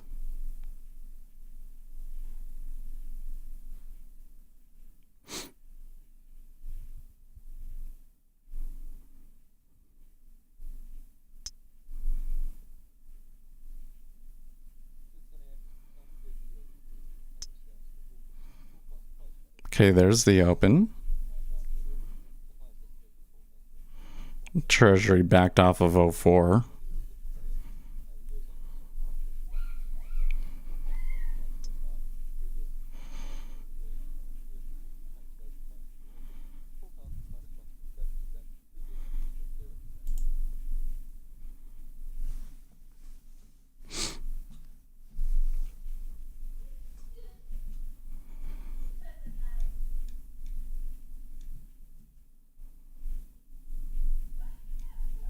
Facebook shares at 2-month low, really. Isn't Michael Burry really heavy in Facebook? That's the one that I keep seeing, like, there are some hedge fund guys that like really strongly believe in it, and I'm like, why would you want to be in Facebook? It's a dying platform. But I'm probably wrong, but it doesn't make much sense to me. Hey, now that is a long.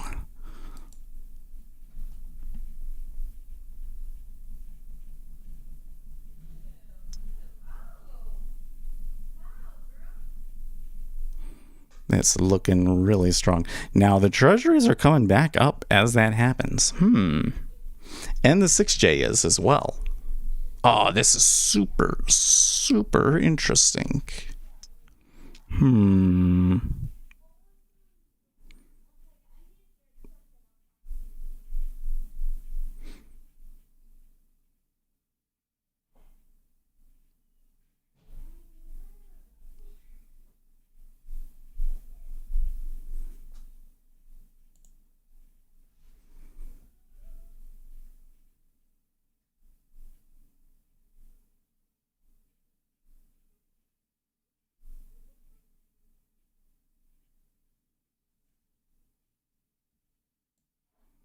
Books. Oh, so you know what? Maybe you guys can help me here.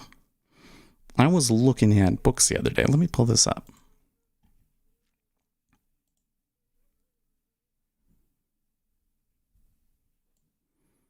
Oh, that's my to-do.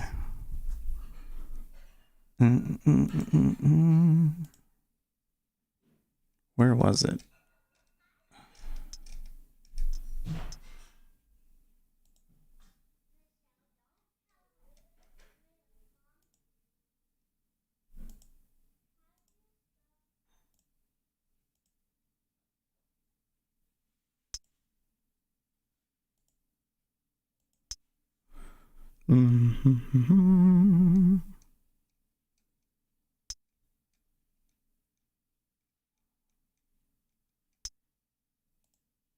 Oh man, it's gone. I can't even freaking find it now.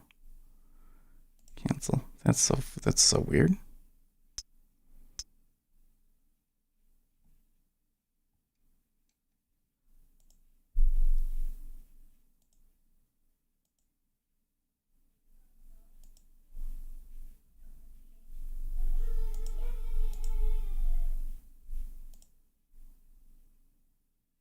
Oh, here it is. I had the one on the first one. Okay, so I had a bunch of books here. Let me search them up.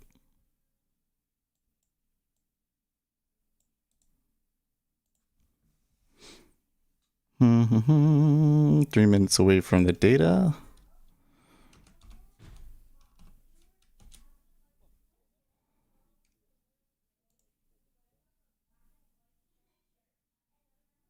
All right, that's correct. And then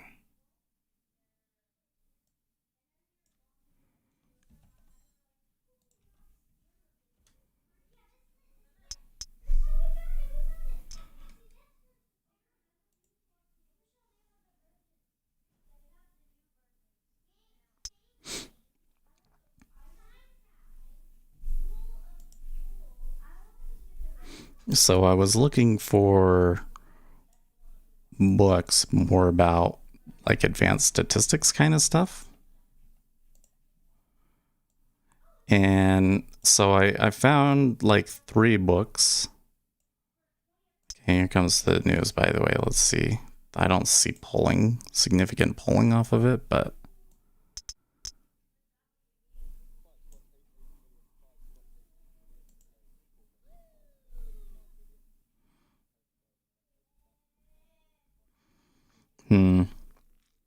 so it looks like existing home sales coming in line, and existing home sales change a little bit more negative than the 2 spot O versus negative 1 spot A4. Is it true that quant models are susceptible to unforeseen news because of their large position? Well, that can certainly happen. Sure, it kind of depends on the quant model, I suppose, right? So I had like 3 books here, right? Probability and random processes, introduction to probability models, and then an introduction to probability theory and its applications. And these are all pretty advanced. Like when you're looking at them, these are like graduate level courses in math. So I'm like, I don't think that I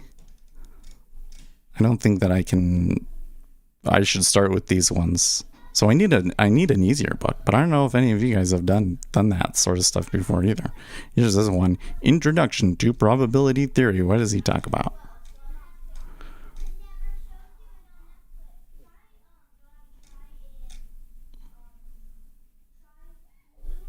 Oh, a lot of people don't like the book, apparently. Oh no, that one, they liked it.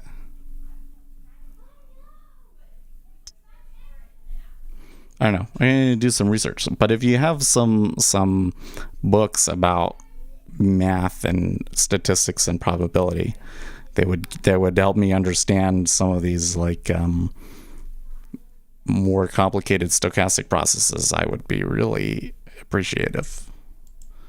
Okay. So is Jay got out of his long and is trying to go short now? Really? You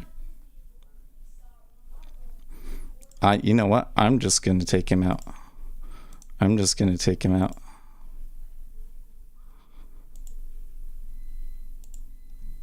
making the call. He made so much on that long. I don't know why he would be taking it short.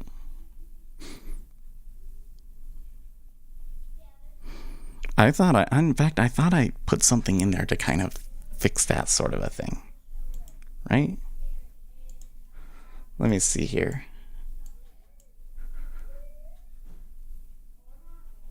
Yeah. So you got the signal to sell there, and then he almost immediately tried to go short immediately after that. Nah, there's got to be a way for me to say like this move was too strong to try and trade against. I think we still need to have that in there.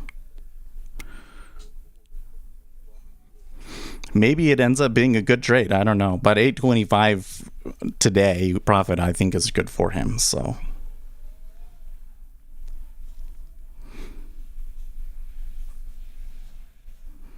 now the treasuries kind of moving back up to the higher end of the range here.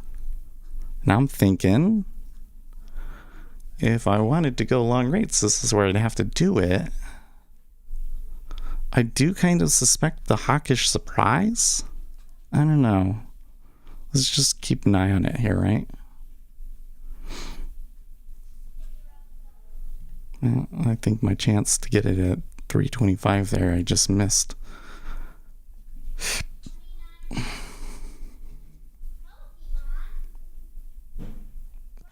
Do HFT? No, it's just an image on the blockchain. You trolling with that question, dude?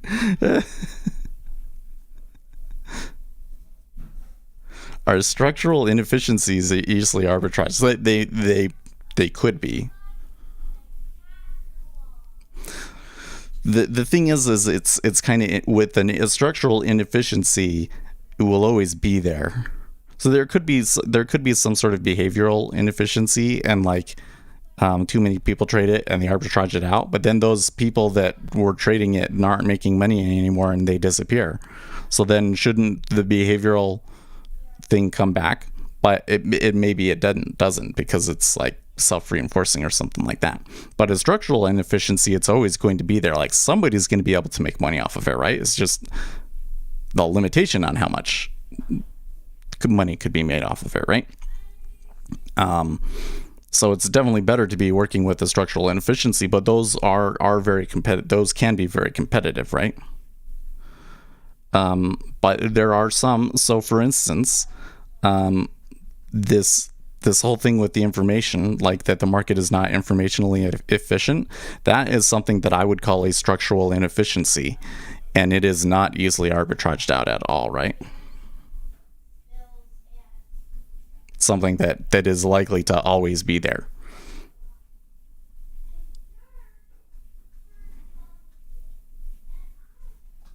See that little green number over there, and I'm like, oh yeah, that looks good.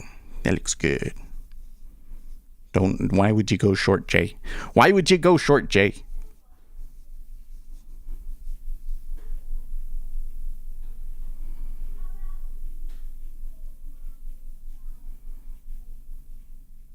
You mean information access?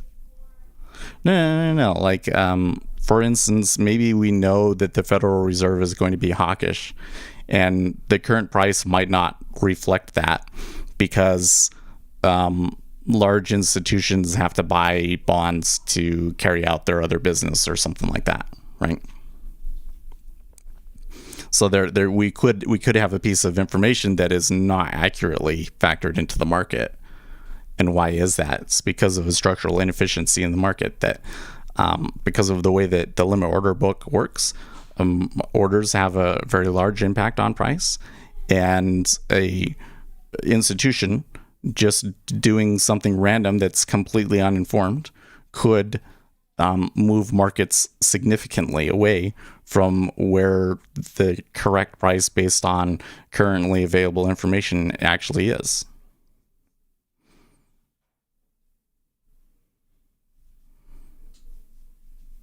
So particularly for a trade like what I want to make right here, we should try and take advantage of it going the other way, right?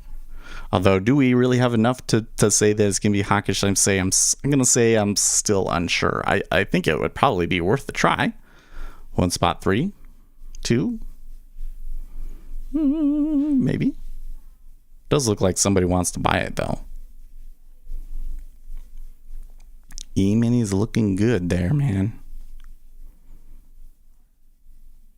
Jay should still be in his trade. He'd be up 1,000. Isn't it funny that you did all those? So he got a bunch of those trades and they were all really good, right? And then he got one trade that was bad, but it was just early. He took it again, and then that ended up being a crazy big winner that, because the loser wiped out all of the gains from earlier, but then that winner put us up at 850. It was good. But you can see how the way that he lets it run, I'm not happy with. I need help from Ace. We need Ace to come over and figure out how he decides to let it run, because I don't know, the stats tell me that I should get out at that point, but at least in the last 2 days, every time that it's gotten to that point, he's getting out early, and I wish that he would just try and hold it. So I'm not quite sure what the best way to approach that is. Bigger picture, though, is I think that I do have a that is taking the trade that I want. He's taking the trade that I want, and at least in this current market environment, it appears to be working very well. Oh man, there was only there at 1.32 for a very short period, huh?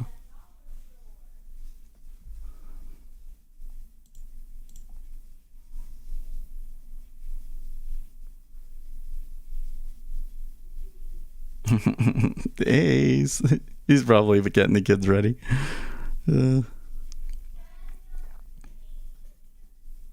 He was, oh no, he got in and out, and I think that he caught what he needed and quit for the day. Yeah, he didn't say, but I'm assuming that's what's happened.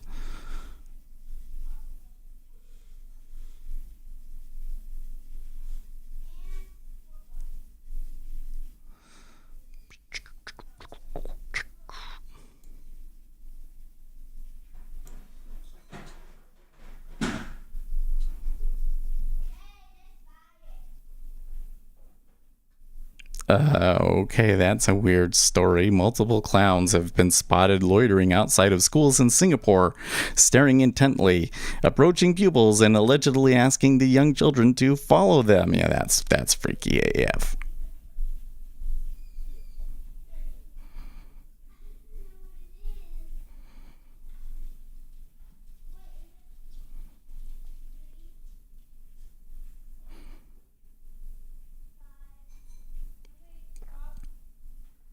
Think they'll take 06 half again?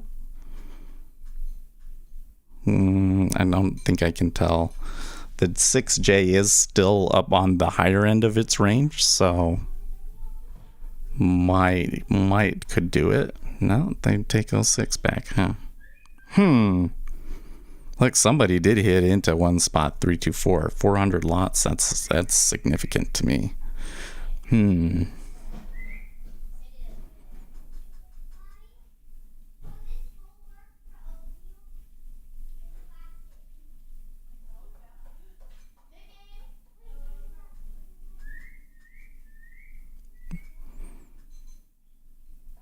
Talking about funds that buy order flow to front run it.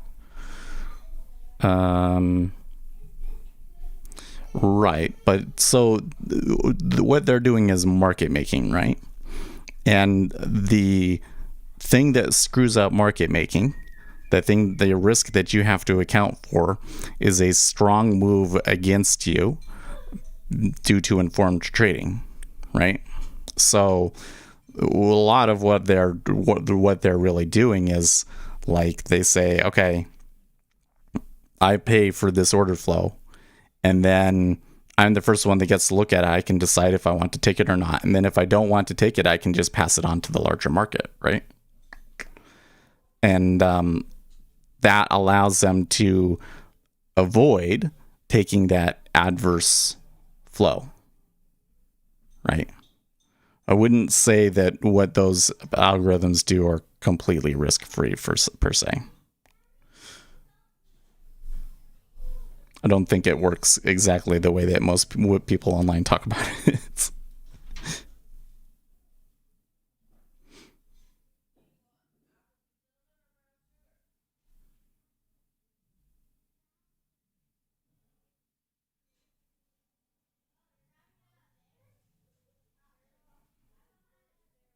I like that. Yeah, if you could, can you imagine, like, you get a fill and then you get to decide after you get the fill, actually, no, I don't actually want it. We'll just pass it to the market. Like, that's, like, what? Oh, that order was too big. We don't want that fill. Nope. Freaking joke. I don't think that payment for order flow is going to last. I think that they're going to ban it, and good riddance. But does that mean that commission-free trading goes the way of the dinosaur? Well, maybe it's better that way. Not maybe. I think it'd be better that way.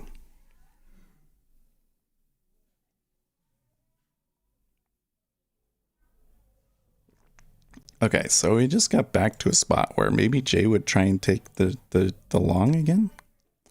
So I'm going to let him see what he does.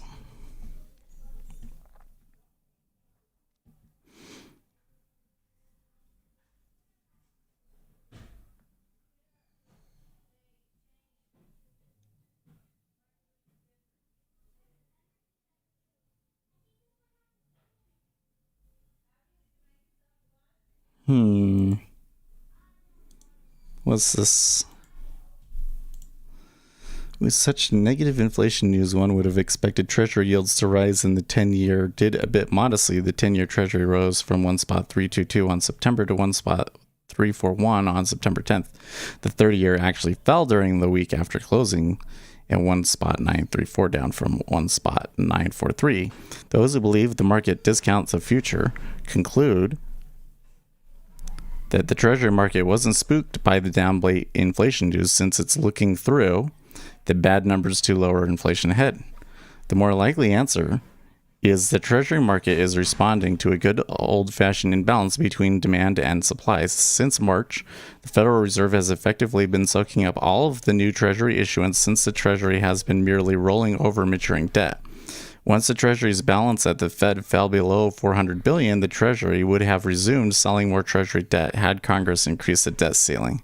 The treasury won't be able to auction new debt until Congress acts, so the demand-supply imbalance continues. I think he's probably right.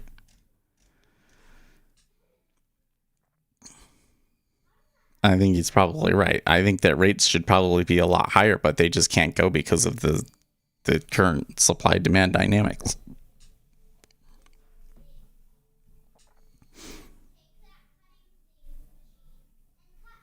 Well, Jay would have tried taking a trade probably down around 73, but it's too late now, so.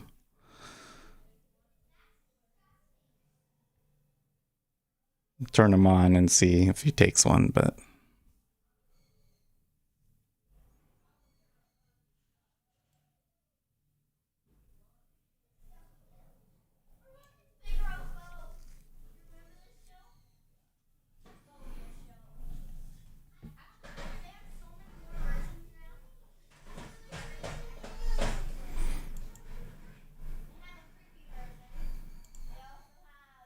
By the way, that movement did kind of happen, like, right right before the news, the housing numbers.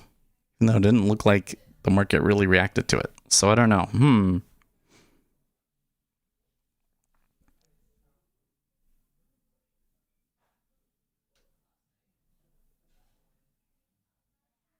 How is the baby? He's doing okay, I suppose. Need to do stuff to get ready for the weekend so that I can take care of him and do everything that you need to do.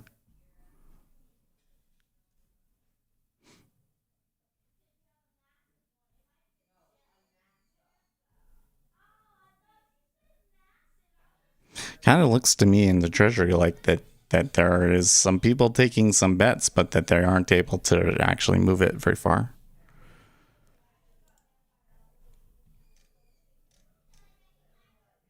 Is he starting to respond to his name? I mean, he kind of does. I'm pretty sure that he knows what his name is and can respond to his name, but that most of the time he's just distracted. He just ignores it. It's an 80. I'm sure he's ADHD.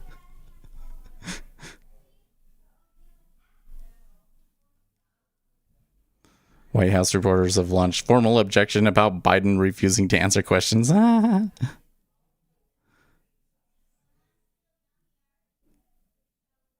Existing home sales disappointing August median price drops. Let's just read this real quick. The drop pushed the year-over-year change in existing home sales negative for the first time since June of 2020. Clearly, the home sales are settling down, but above pre-pandemic conditions. The SAAR drop back remains above pre-COVID levels. Sales of $1 million plus homes are up 40% year over year, but the median sale price increased of 14.9 was the lowest since January. Realtors were seeing less intensive multiple offers for available properties in August. There were 3.8 offers on a typical home, down from 4.5 a month earlier. All four regions of the U.S. posted a sales decline last month, led by a 3% drop in the South, which dominated sales as usual. Finally, we remind you readers that the home buyer sentiment and home builder sentiment could not possibly be more divergent, with home builder sentiment pretty high and home buyer sentiment down quite a bit. Can Jay Powell afford to upset those home builders? What do homeowners know? Well, because everybody thinks that there's going to be inflation. But that probably is why we moved. Probably is why we moved up a little bit.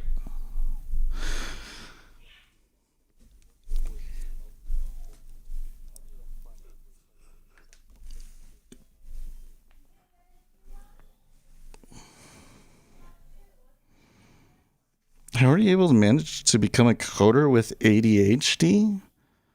I didn't think that it was ever a hard thing. If you're interested in it, then it's not really a problem. If you're interested in it or there's pressure.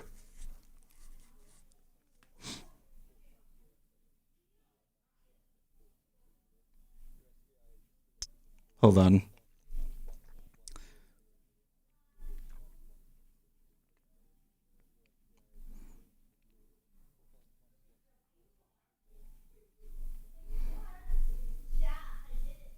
So one of the things that's really interesting with ADHD is that people think, oh, okay, they have a harder time focusing on tasks.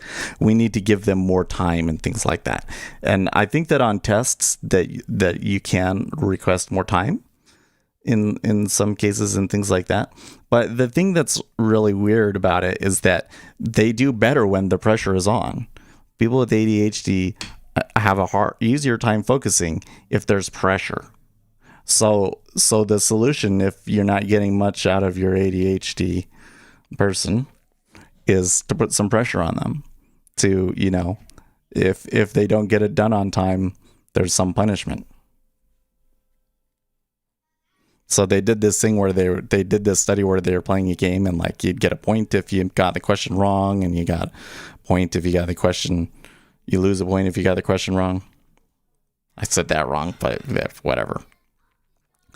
And they found that regular people and ADHD people with medication, that certain parts of their brain involved with being focused would activate, and the parts with being relaxed would deactivate.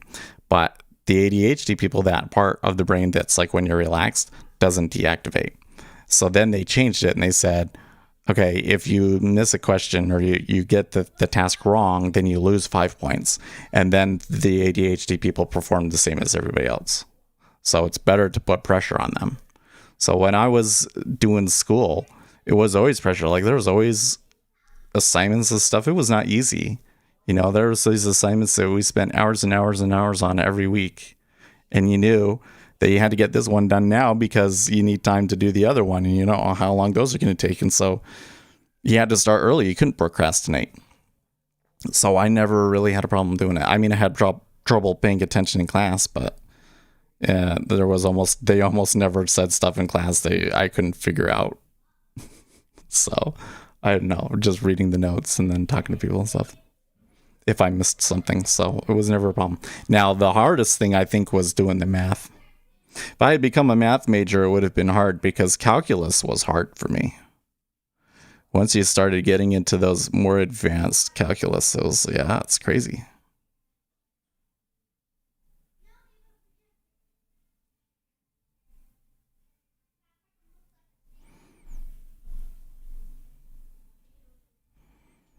Well, there's one spot 3-2 again. See, it continues to see a good amount of market orders go into this, and it seems like that most of these guys are betting on the yields decreasing, which I find interesting. I don't know if I really want to get in here like between 07 and 03, to be honest. Like, this has kind of been the range. So the chances are if I got in long here, they'll still be there when the FOMC meeting happens. I don't know if that's really a very good trade. So that's kind of the thing that's holding me back, even though I really do want to go long rates and try and YOLO it.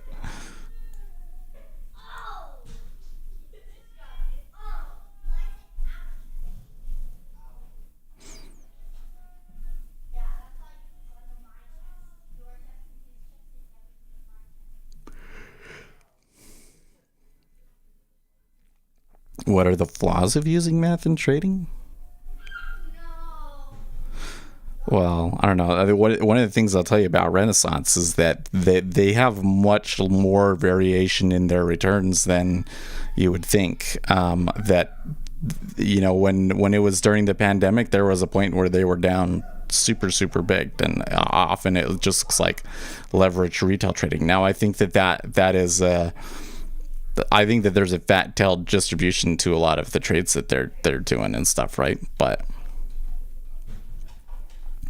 that's kind of where it comes. That's where those kind of come down to.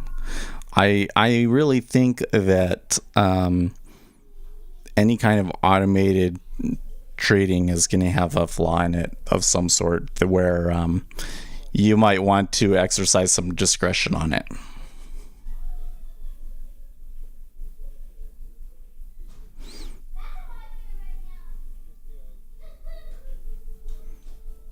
Because they log everything, maybe. I don't know.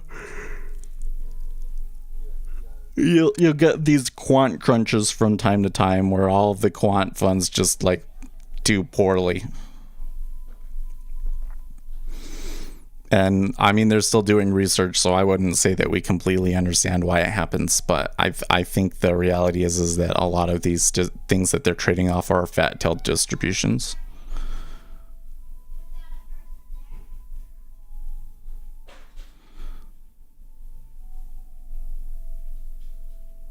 Micro dime yield futures are thick, says Patrick Rooney.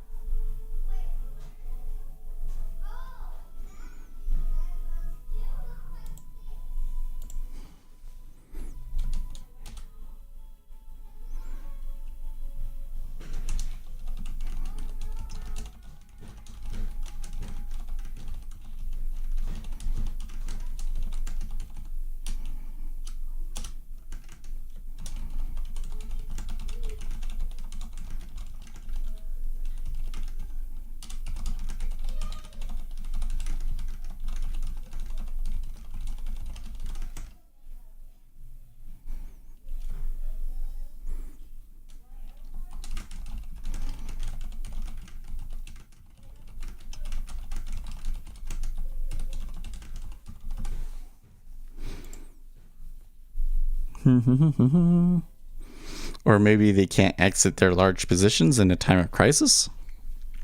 Well, that's definitely always a problem. But I don't know how big of a position those are taking and how long they're in them and stuff. That's definitely something that would be helpful to know if we were trying to determine why quant crunches happen. Right?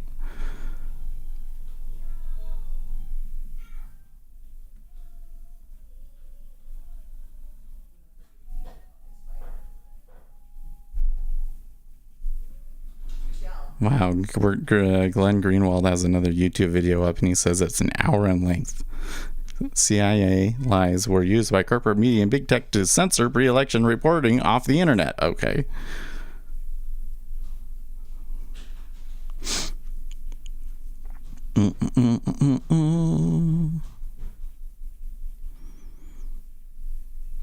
I think that we could still have a pretty good day here, but I don't know. Let's come back and look at the volume profile here.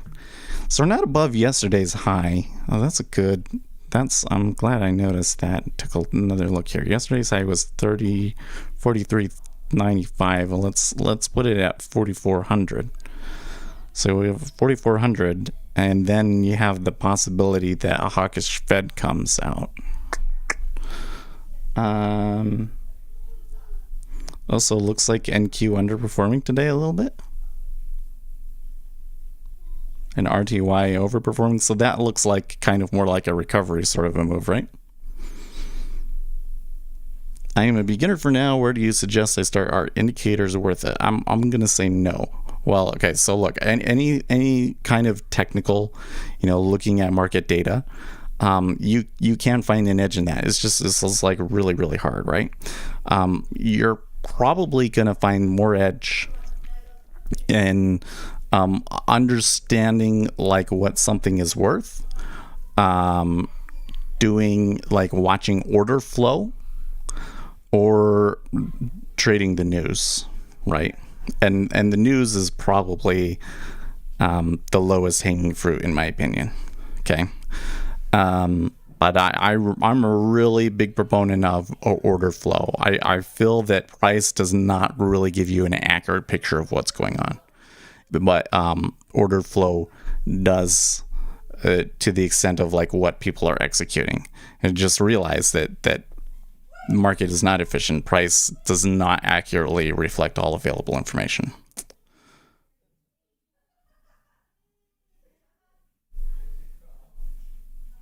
Yeah, it just took 12 days for Coinbase to submit to the SEC.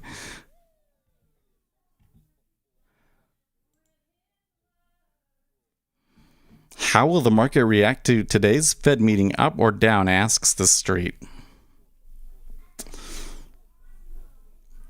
I'm getting the oil numbers right now, by the way.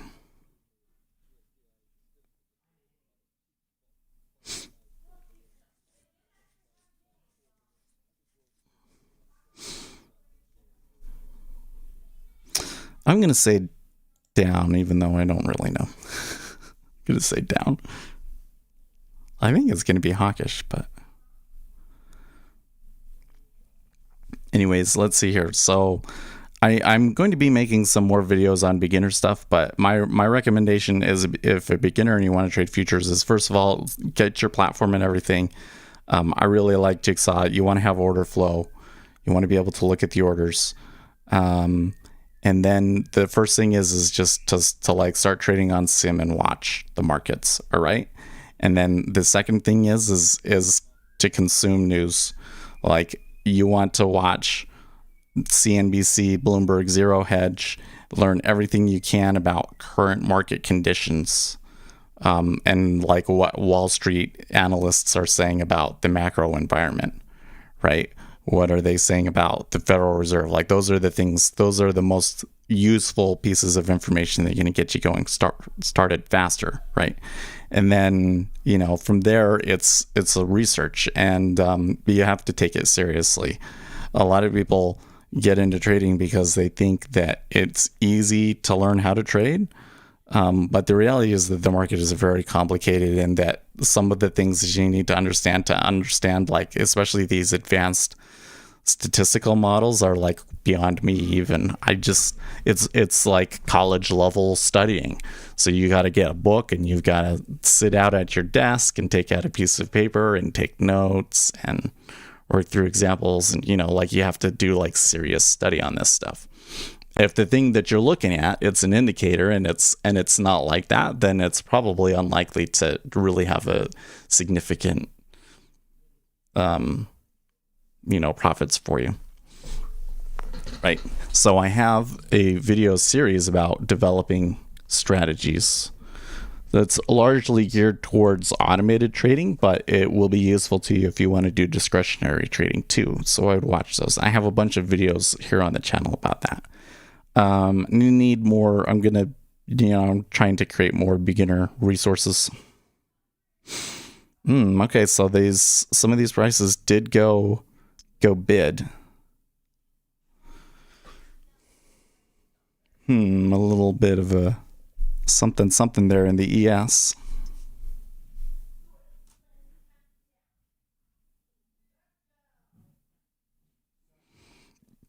Why is the NASDAQ outperforming in the last 2 years? Why do you think? I think you should know the answer to this one, NASDAQ trader. Or at least I think you should know what I'm going to say.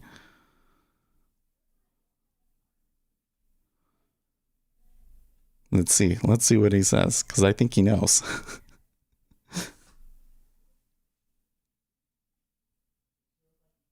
I need a solid NASDAQ strategy. I don't know where to start. Well, the first thing is if you're just beginning, NASDAQ might not be the place for you. Just to be honest, the NASDAQ is very difficult to trade. Unless you have lots of money. I mean, if you have lots of money to burn, then be my guest. But just know that NASDAQ is expensive.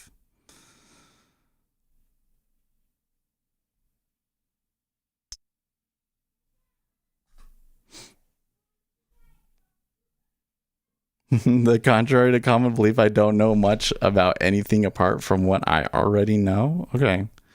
Well, I think that the reason that the NASDAQ has done so well recently is because the NASDAQ is largely composed of large tech companies.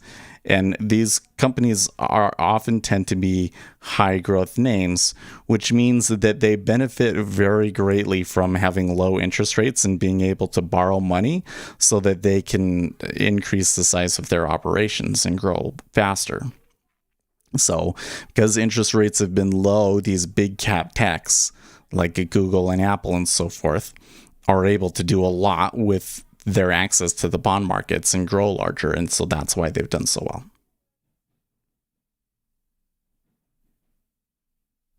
Hey, Lucas, how are you? Did you do anything today? Because I've kind of just been sitting it out. I'm tempted to go long here in the micro treasury futures, but I think it's better that I just not touch it. What is a solid NASDAQ strategy? Is that an acronym? No, I don't think that's what they meant. So there's another point that I kind of forgot, but for Unam, and that is that the market is competitive. So if you know something, right, the more people that know that thing that you know, the more likely it is that piece of information is going to be priced into the market correctly. And so especially when it comes to like technical analysis, the more people that know it, the worse, right? You don't want other people to know it because then they're just going to compete with you. So you really want to find the edges on your own. You get what I mean? Like everybody comes in, and the way that humans learn, we're like social learners. Like we see somebody else do something and that's working, and so then we try and do the same thing. But in a competitive marketplace like this, that doesn't necessarily work. So what you should be looking at is more like the process. Like how do you develop a strategy and like your approach and mindset and everything? But you don't necessarily want their actual setup, right? Baby, the kids just left and the baby is unhappy. You wanted to go with them, I guess. Yes, dismiss what you hear about it works because everyone is doing it. Yeah. It doesn't work that way. Because if everybody's doing it, then you're going to be too late. But it's probably much more likely that the thing is actually random and that thing that they think matters doesn't actually matter.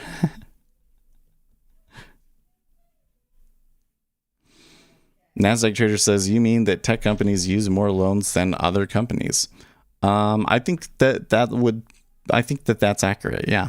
So like the largest bond, like if you go to the bond market and you're looking for like, what is the large cap bond market names, like the ones that have the most outstanding debt and that the most people participate in and are, people really want to use it. But even though the yields on it are very, very small, the number one biggest player is Amazon.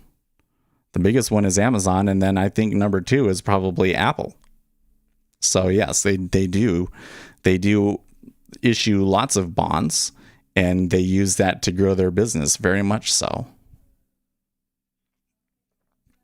And that's why the low interest rates benefit them so much.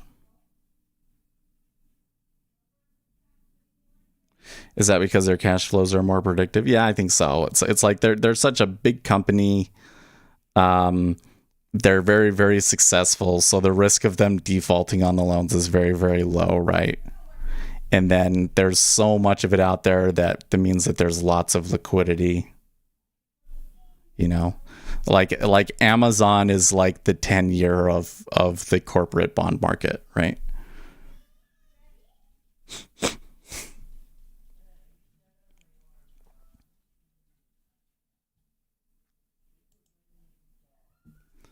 Where are we at? Okay. So 20 wouldn't have been so good, right? Because we're down 3 ticks more, but do you think they're going to push the highs of the day again a little bit? Business is generating sales all day and all night because of online shopping too. Yeah. Amazon in particular is like just really an amazing business and an amazing story, right? Because you really want, something scalable. One of the things, because my wife, I think the entrepreneurial bug is like rubbed off from me and onto her, and but a lot of the ideas that she has are like more physical goods, and it's always like, yeah, but if we can do a digital thing, like that's way better because you don't have to manage inventory and all those other problems that come along with that, right? You can just manage it all yourself online. That's great. I probably should be working more with with some of our businesses. Like my indicator package, I think that there's some really amazing stuff in there, right? It's just like, how do I make the pitch better? So I feel that everybody that has NinjaTrader should be joining the channel for $5 a month and getting those indicators. Like I would not trade without the dollar index, for instance, right? I don't know, just me, and I wouldn't trade without Gabby either. The pulled prices indicator, I think that's really, knowing that something happened. That's just a really good indication that something happened that the market makers pulled. And that you might want to just take a look and see what's going on, right? So that's another good one. What dollar index? The dollar index. So we have the dollar. That's what the chart in the upper left is, right? Why don't you speak about them all the time? I don't know, man. I don't know. Like to be honest, I've come back and it was like, well, actually, I do know. Like, because from my point of view, it's always been, well, it's because I'm ADHD, right? What am I really interested in? I'm interested in trading. I'm not interested in being a salesperson, right? And so staying focused about the indicators is like, it's hard for me to do, right? And I don't feel like I have the right pitch either. Like, I think for the cryptocurrency thing, I think we do have a good one now. It's the Buffett indicator for cryptocurrencies. I think that's a really great way of putting it that should get people's attention, right? You should make videos. I do have a video out that goes through all of them. I'm going to have to make an update with the 2 new ones. So maybe we'll do that this weekend too. Yeah, there's lots. I think I would like to, I don't know.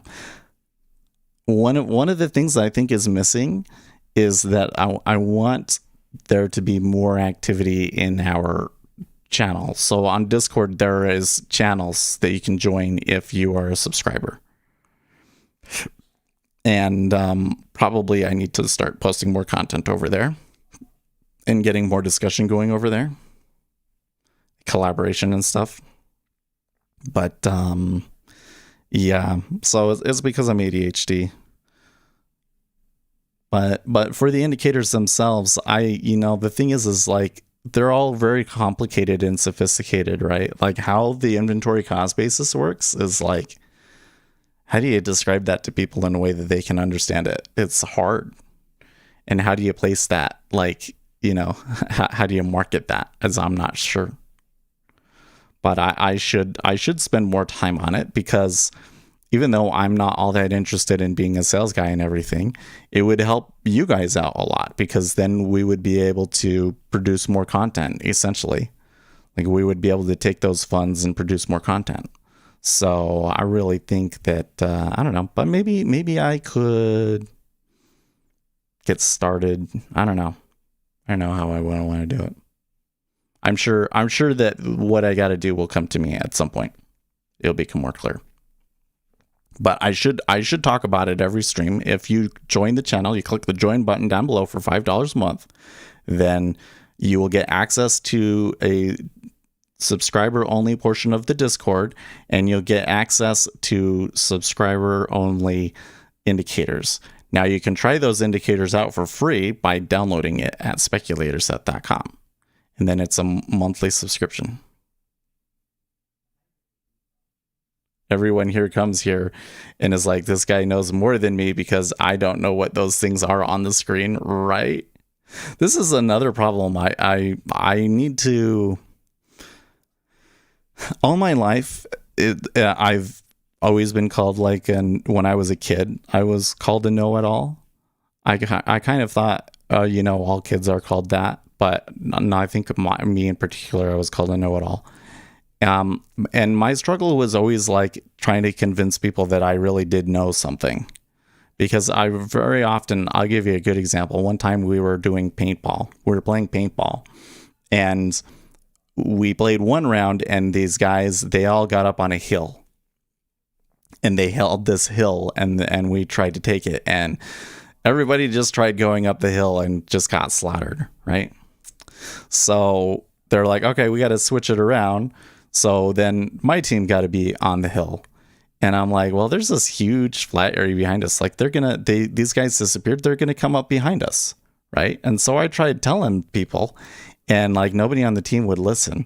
So I just found myself a nice hiding spot and came onto them from the side.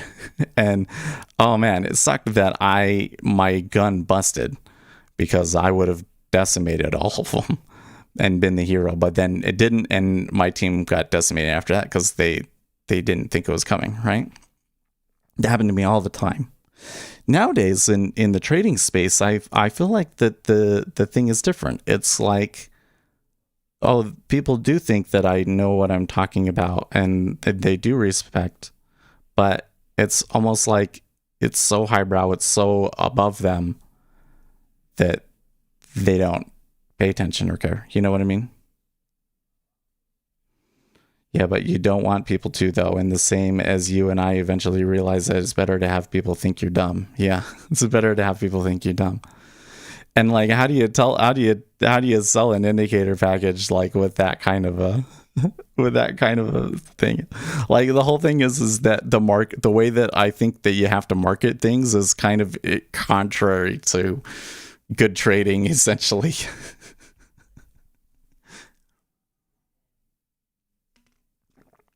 It seems like the marketing is contrary to good trading. One thing that I haven't done is that we could do a Ninja Trader webinar. I think that would be a good idea. And since it's been going for a little while now, I'd feel more confident doing that.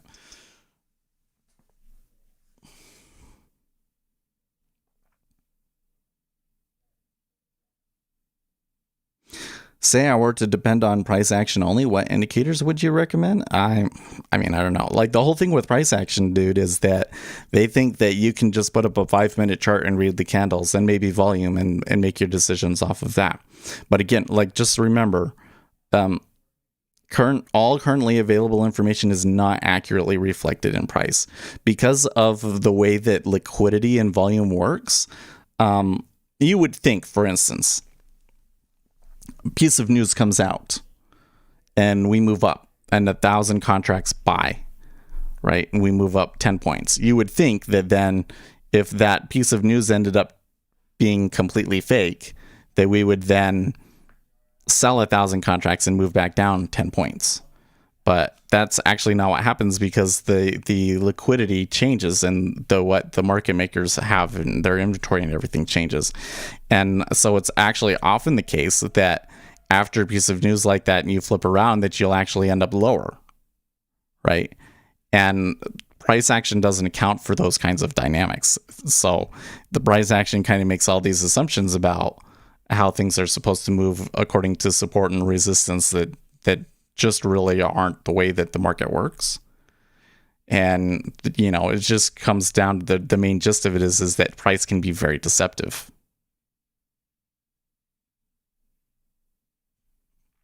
So price action is very, very popular out there, but I've never seen any kind of quantitative evidence that suggests that it actually works. Only people claiming that they've made money from it.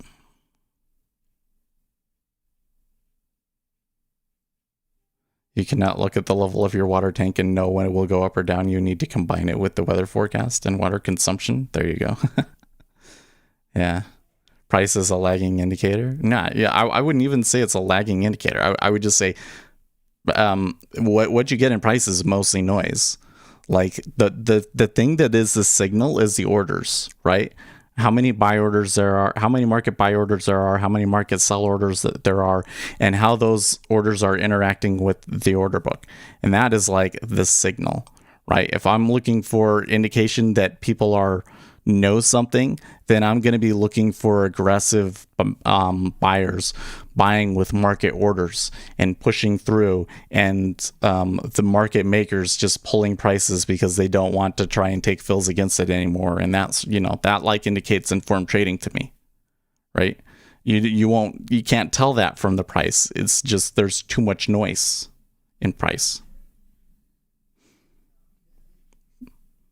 Essentially my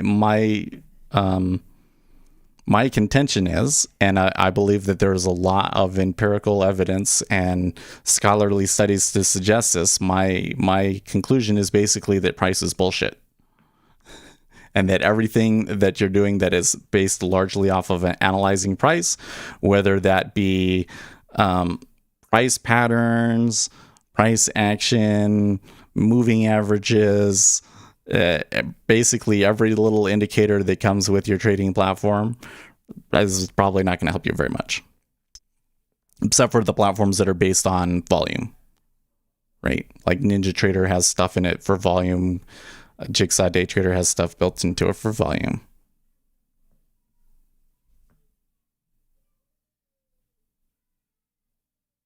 I like how you said it. I should record it. Price is bullshit. Yeah.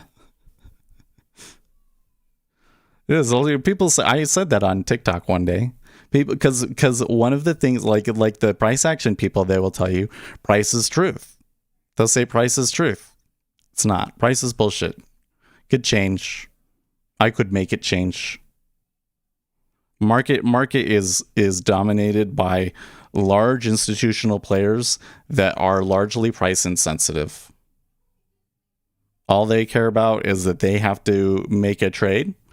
To balance their portfolio or whatever, they have to buy X amount and they want to do it as efficiently as possible. You need to be more like what NASDAQ traders said? What do you mean by that? I need to be more angry. I think Taleb is popular because he had a book that was a New York Times bestseller. Prices past useless truth, yeah. You need to take strong stances and say stuff is bullshit like Taleb. I think I do. I don't know. You're right.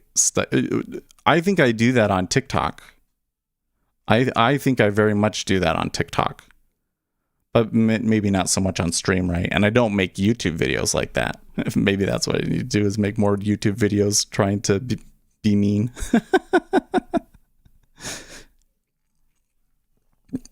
I do have that on my list. I want to make a video that's basically called Price is Bullshit.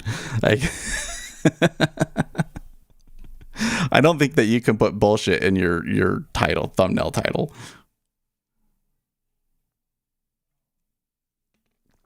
What would be a non-swear word that we can use that would have the same effect? Do less explaining. Yeah, and more stating. There you go.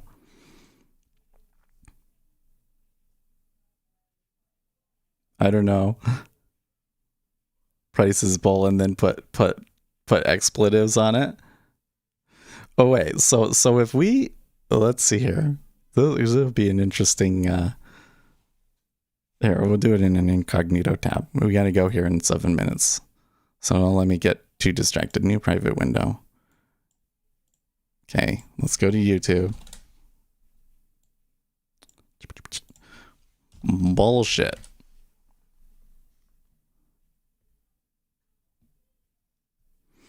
Richard Dawkins exploding at bullshit in the Bible is like one of the top. Bullshit is everywhere. Introduction to bullshit. Okay. I mean, there are videos that have it. Conspiracy theories on Penn and Teller bullshit. I could just say price is BS. That people would probably know, right? Or maybe I could do it like SHIT like that.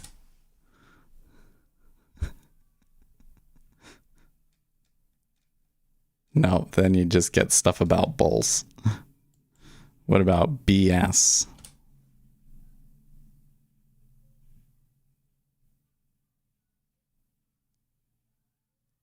Then in the intro have a snippet clip. So maybe you guys could help me with that. I want to make it, like we have the stinger intro that's all hype and it has the music and everything. That's really, really great. But I always play that at the beginning. But now YouTube allows you to have a video that plays while you guys are waiting for the stream to start. And I would like to have a video there that gives new viewers a better idea of what they're going to get in the stream,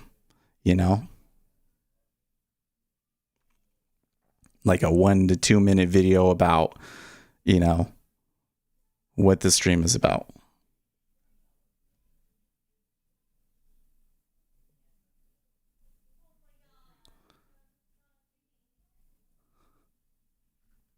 Let's see here. Say price action, and then in the intro have a snippet clip from within the meat of the video where you say price action is total bullshit or something like that. And then after the intro, talk about the people on Reddit and TikTok that are full of crap. And then halfway through, make a strong statement, then explain why the rest of them, and sell your indicator and put a snippet clip on TikTok to promote the video. Or just crop that price as bullshit statement. I don't know. Like the thing is I'm getting better at it on TikTok, right? Like I think that I'm getting a pretty good idea of how to come out and make statements and stuff that will catch people's attention and get them to watch. So we just need to translate it over in here on YouTube. Like the thing is what we do here on the stream doesn't really translate to much, unfortunately. So that's another thing, is I probably should talk about that stuff in my one-off videos. Probably should talk about that in my one-off videos, like why you should join the channel and stuff.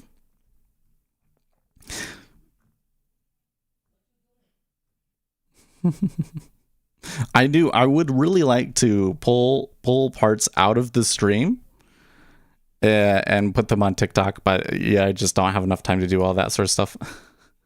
Because the way you said that it's not even like the first time I've said that, is it? That's interesting that you guys enjoyed it so much, because it's not like a new thought. I've been on this price means nothing thing for a while now, right? Well, I shouldn't say it means nothing, but it's not very effective. Maybe I could. I'm telling you, man. I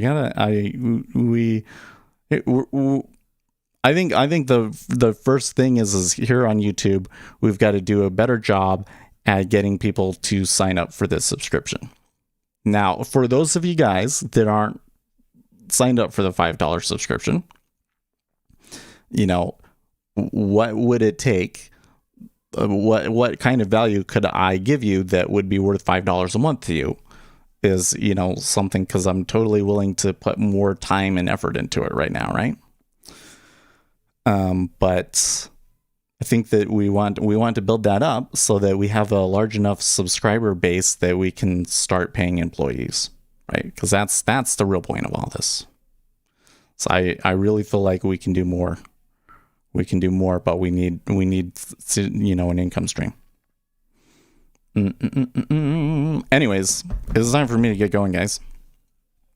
I talk about what I want to do with the stream too much, but I don't know. It's just been on my mind a lot lately. But hey, I will be back later today, right? We're going to be back for the FOMC. So I will see you guys in what? 2 hours, essentially? No, 3 hours, essentially. I'm broke as heck, otherwise I'd buy you everything. Okay, that's totally understand. You're interested in helping?